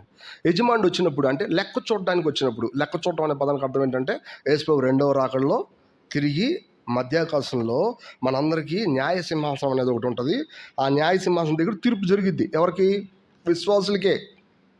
వాళ్ళ జీవితంలో వాళ్ళ మనస్సాక్షిలో ఏదైతే తెలపబడిందో దాని ప్రకారం ఎందుకు ఉండలేదని ఆయన అడుగుతాడు. యాక్చువల్గా నీకు సంఘదర్శనం తెలుసు, బట్ సంఘదర్శనాన్ని అనుసరించి నువ్వు నడవలే అని అడుగుతాడు ఆయన. యాక్చువల్గా నీకు ఇంత బారు సత్యం తెలుసు ఇంత పెద్దగా, బట్ సత్యాన్ని అనుసరించి నువ్వు ఎందుకు సమర్పించుకోలేదని అడుగుతాడు యాక్చువల్గా. సో వీటి గురించి మనం లెక్క చెప్పాల్సి ఉంది. సో ఈ లెక్కలు అడిగేటప్పుడు 1 తలాన్ని తీసుకుని నుంచి అడుగుతాడు. ఏమన్నా అప్పుడు అతను ఏమంటాడు తెలుసా? నేను నీకు భయపడ్డా. యాక్చువల్గా ఏం చేశాడంటే అసలు ఆయన భయపడడం తప్ప? యజమానుడికి దాసుడు భయపడితే తప్ప? భయపడకపోతే తప్పు. ఇప్పుడు ఇక్కడ అవునా కదా? యాక్చువల్గా ఏదో రకం భయపడతారు వీళ్ళు వాస్తవానికి, అవునా కదా? కానీ భయపడితే తప్పు. కానీ ఆ భయపడడం వల్ల ఇతను చేసిన పని ఏంటో తెలుసా? తీసుకొచ్చి ఏం చేశాడంటే దాన్ని భూమిలో దాచిపెట్టాడంట. భయపడడం అనేది ఎక్కడ జరిగిందో తెలుసా? ఓల్డ్ టెస్ట్మెంట్లో జరిగింది. భయపడడం అనేది దేవుడికి ఎక్కడ జరిగింది? పాత నిబంధనలు జరిగింది. పాత నిబంధనల్లో ఆజ్ఞలు మాత్రమే మిగిలినాయి. యాక్చువల్గా ఈ ఆజ్ఞలను అనుసరించి ఎవరైనా చేశారా? ఎవరు చేయలే.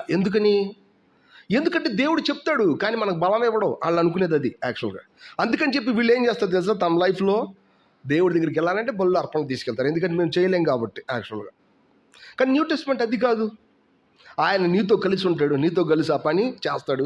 నువ్వు వ్యాపారం చేయడానికి ఆయనకి అప్పచెప్తే చాలు. నమ్మకంగా పనిచేసేది ఎవరు? ఆయనే నీకు మరో 5 తలాంతులు ఖర్చు పెట్టి సంపాదించేలా చేస్తాడు. అలాగే నీకు ఇవ్వబడిన 1 తలాంతు మళ్ళీ ఆయనే సంపాదిస్తాడు. యాక్చువల్గా నువ్వు అర్థం చేసుకోవాలి, ఇది సమస్య. నీ తలాంతు ఖర్చు పెడితే ఇంకో తలాంతు సంపాదించదని కాదు దాని అర్థం. నీ లోపల ఉన్నవాడు ఇంకో తలాంతు ఖర్చు పెట్టి సంపాదించడానికి సామర్థ్యం లేనివాడు అని కాదు అక్కడ అర్థం. సమస్య అంతా ఎక్కడ ఉందంటే మన అండర్స్టాండింగ్లో ఉంది. నా వల్ల కాదు, నేను చేయలేను అనే దాంట్లోనే ఉంది ఇదంతా. అప్పుడు ఏం చేశారు తెలిసే? గొయ్యి తీసి ఎక్కడ పెట్టారు? పైకప్పులో దాచిపెట్టలా. ఎక్కడ పెట్టారు? భూమిలో. దాని అర్థం ఏంటో తెలిసే? భూ సంబంధమైన సంగతుల మధ్యలో ఇరుక్కుపోయి అతను, భూ సంబంధమైన సావాసాలను నిలిచిపోయి అతను తనకున్న టాలెంట్ని దేంట్లో పెట్టాడు తెలుసా?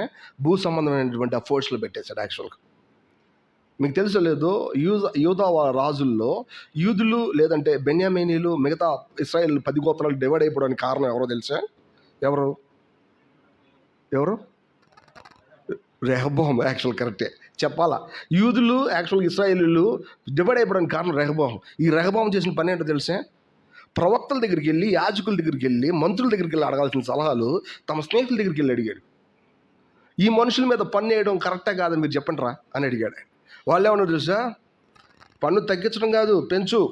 యాక్చువల్గా అప్పుడు నీకు మరింత భయపడతారు వాళ్ళు. యాక్చువల్గా అప్పుడు నువ్వు చక్కగా ఉండొచ్చు, లగ్జరియస్గా ఉండొచ్చు అంటే అట్టనే చేశాడు. మంత్రులు, యాజకులు వీళ్ళందరూ ఏం చేశారు? అయ్యా, నిన్ను ప్రేమించాలంటే నీ తండ్రి అయిన సొలొమోను కంటే నువ్వేం చేయాలి తెలుసా? ప్రేమగా ఉండాలయ్యా, తగ్గించయ్యా, నువ్వు తప్పకుండా నువ్వు సంపాదించుకుంటావు వాళ్ళ ప్రేమని అని చెప్తే, నో, ఎవరు మాట అన్నాడు? స్నేహితుని మాట అన్నాడు. దాని అర్థం ఏంటో తెలుసా? గోపి తీసి దేంట్లో పెట్టాడు అతను? మనం చాలాసార్లు ఆత్మ సంబంధం తలాంతిని భౌతికమైన విషయాల గురించి వాడాల్సి వచ్చినప్పుడు అలా మనం తెలియకుండా ఏమవుతాం తెలుసా? ఇట్లాగే ఉంటాం. యాక్చువల్గా గుర్తుపెట్టుకోవాలి. చాలాసార్లు మనలో ఎక్కువ మంది ఇలాంటి వాళ్ళు ఉండడం అవకాశం ఉంటుంది. మనలో కాదు, చర్చ్ మొత్తంలో కూడా, సార్వత్రిక మంత్రులు కూడా ఇట్లాంటి వాళ్ళు ఉంటారు. ఎందుకంటే అండర్స్టాండింగ్ లోపం. దేవుడిని చూడాల్సిన రీతిలో చూడరు. దేవుడు కావాలా, బట్ దేవుడు ఏం చెప్తున్నాడు వినరు. దేవుడు ఏం కోరుకుంటున్నాడో వినరు. దేవుడి వలన ఎట్లా ఖర్చు పెట్టాలో అది అర్థం కావట్లేదు. యాక్చువల్గా దిస్ ఇస్ సమస్య. అంతే కదా. వాళ్ళు ఏమన్నా తెలుసా? నువ్వు విత్తని చోట కొయ్యవాడు, చల్లని చోట పంట కూర్చుకోను. నువ్వు విత్తవులే, మాతో విత్తిచ్చి నువ్వేం చేస్తావు? లెక్క చూసుకుంటావా? నువ్వు చల్లవలే, నువ్వేం చేస్తావు? మాతో చల్లిచ్చి నువ్వు తీసుకుంటావా? అస్సలు కుదరదు. యాక్చువల్గా అంటే దాని అర్థం ఏంటి తెలుసా?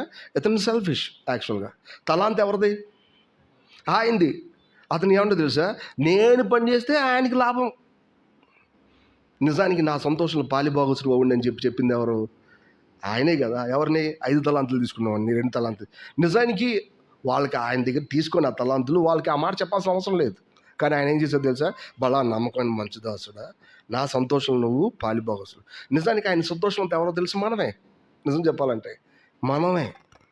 ఆయన వ్యాపారం చేయడం కాదు, ఎవరు చేయాలి? మనం చేయాలి. అది దాని అర్థం. శత్రువుని ఆయన గెలవడం కాదు, మనం గెలవాలి. అది దాని వెనకాల విషయం. వీళ్ళేమనుకున్నా తెలుసా? ఇతను వాస్తవానికి నేను పని చేస్తే నువ్వు తీసుకుంటావు అని అనుకుంటాను. ఈ రోజుకి అంతే. కలిసి సువార్తం చేద్దాం రమ్మంటే ఎవరి కోసం? ఎట్లా అడుగుతారు? మీకు తెలీదా? చాలామంది ఉంటారు. ఎవరి కోసం? ముందు దేవుడు పని చేయవయ్యా, దేవుడి కోసం పని చేస్తా. వాస్తవానికి దేవుడు చూసుకుంటాడు. సమస్య ఇదంతా సమస్య.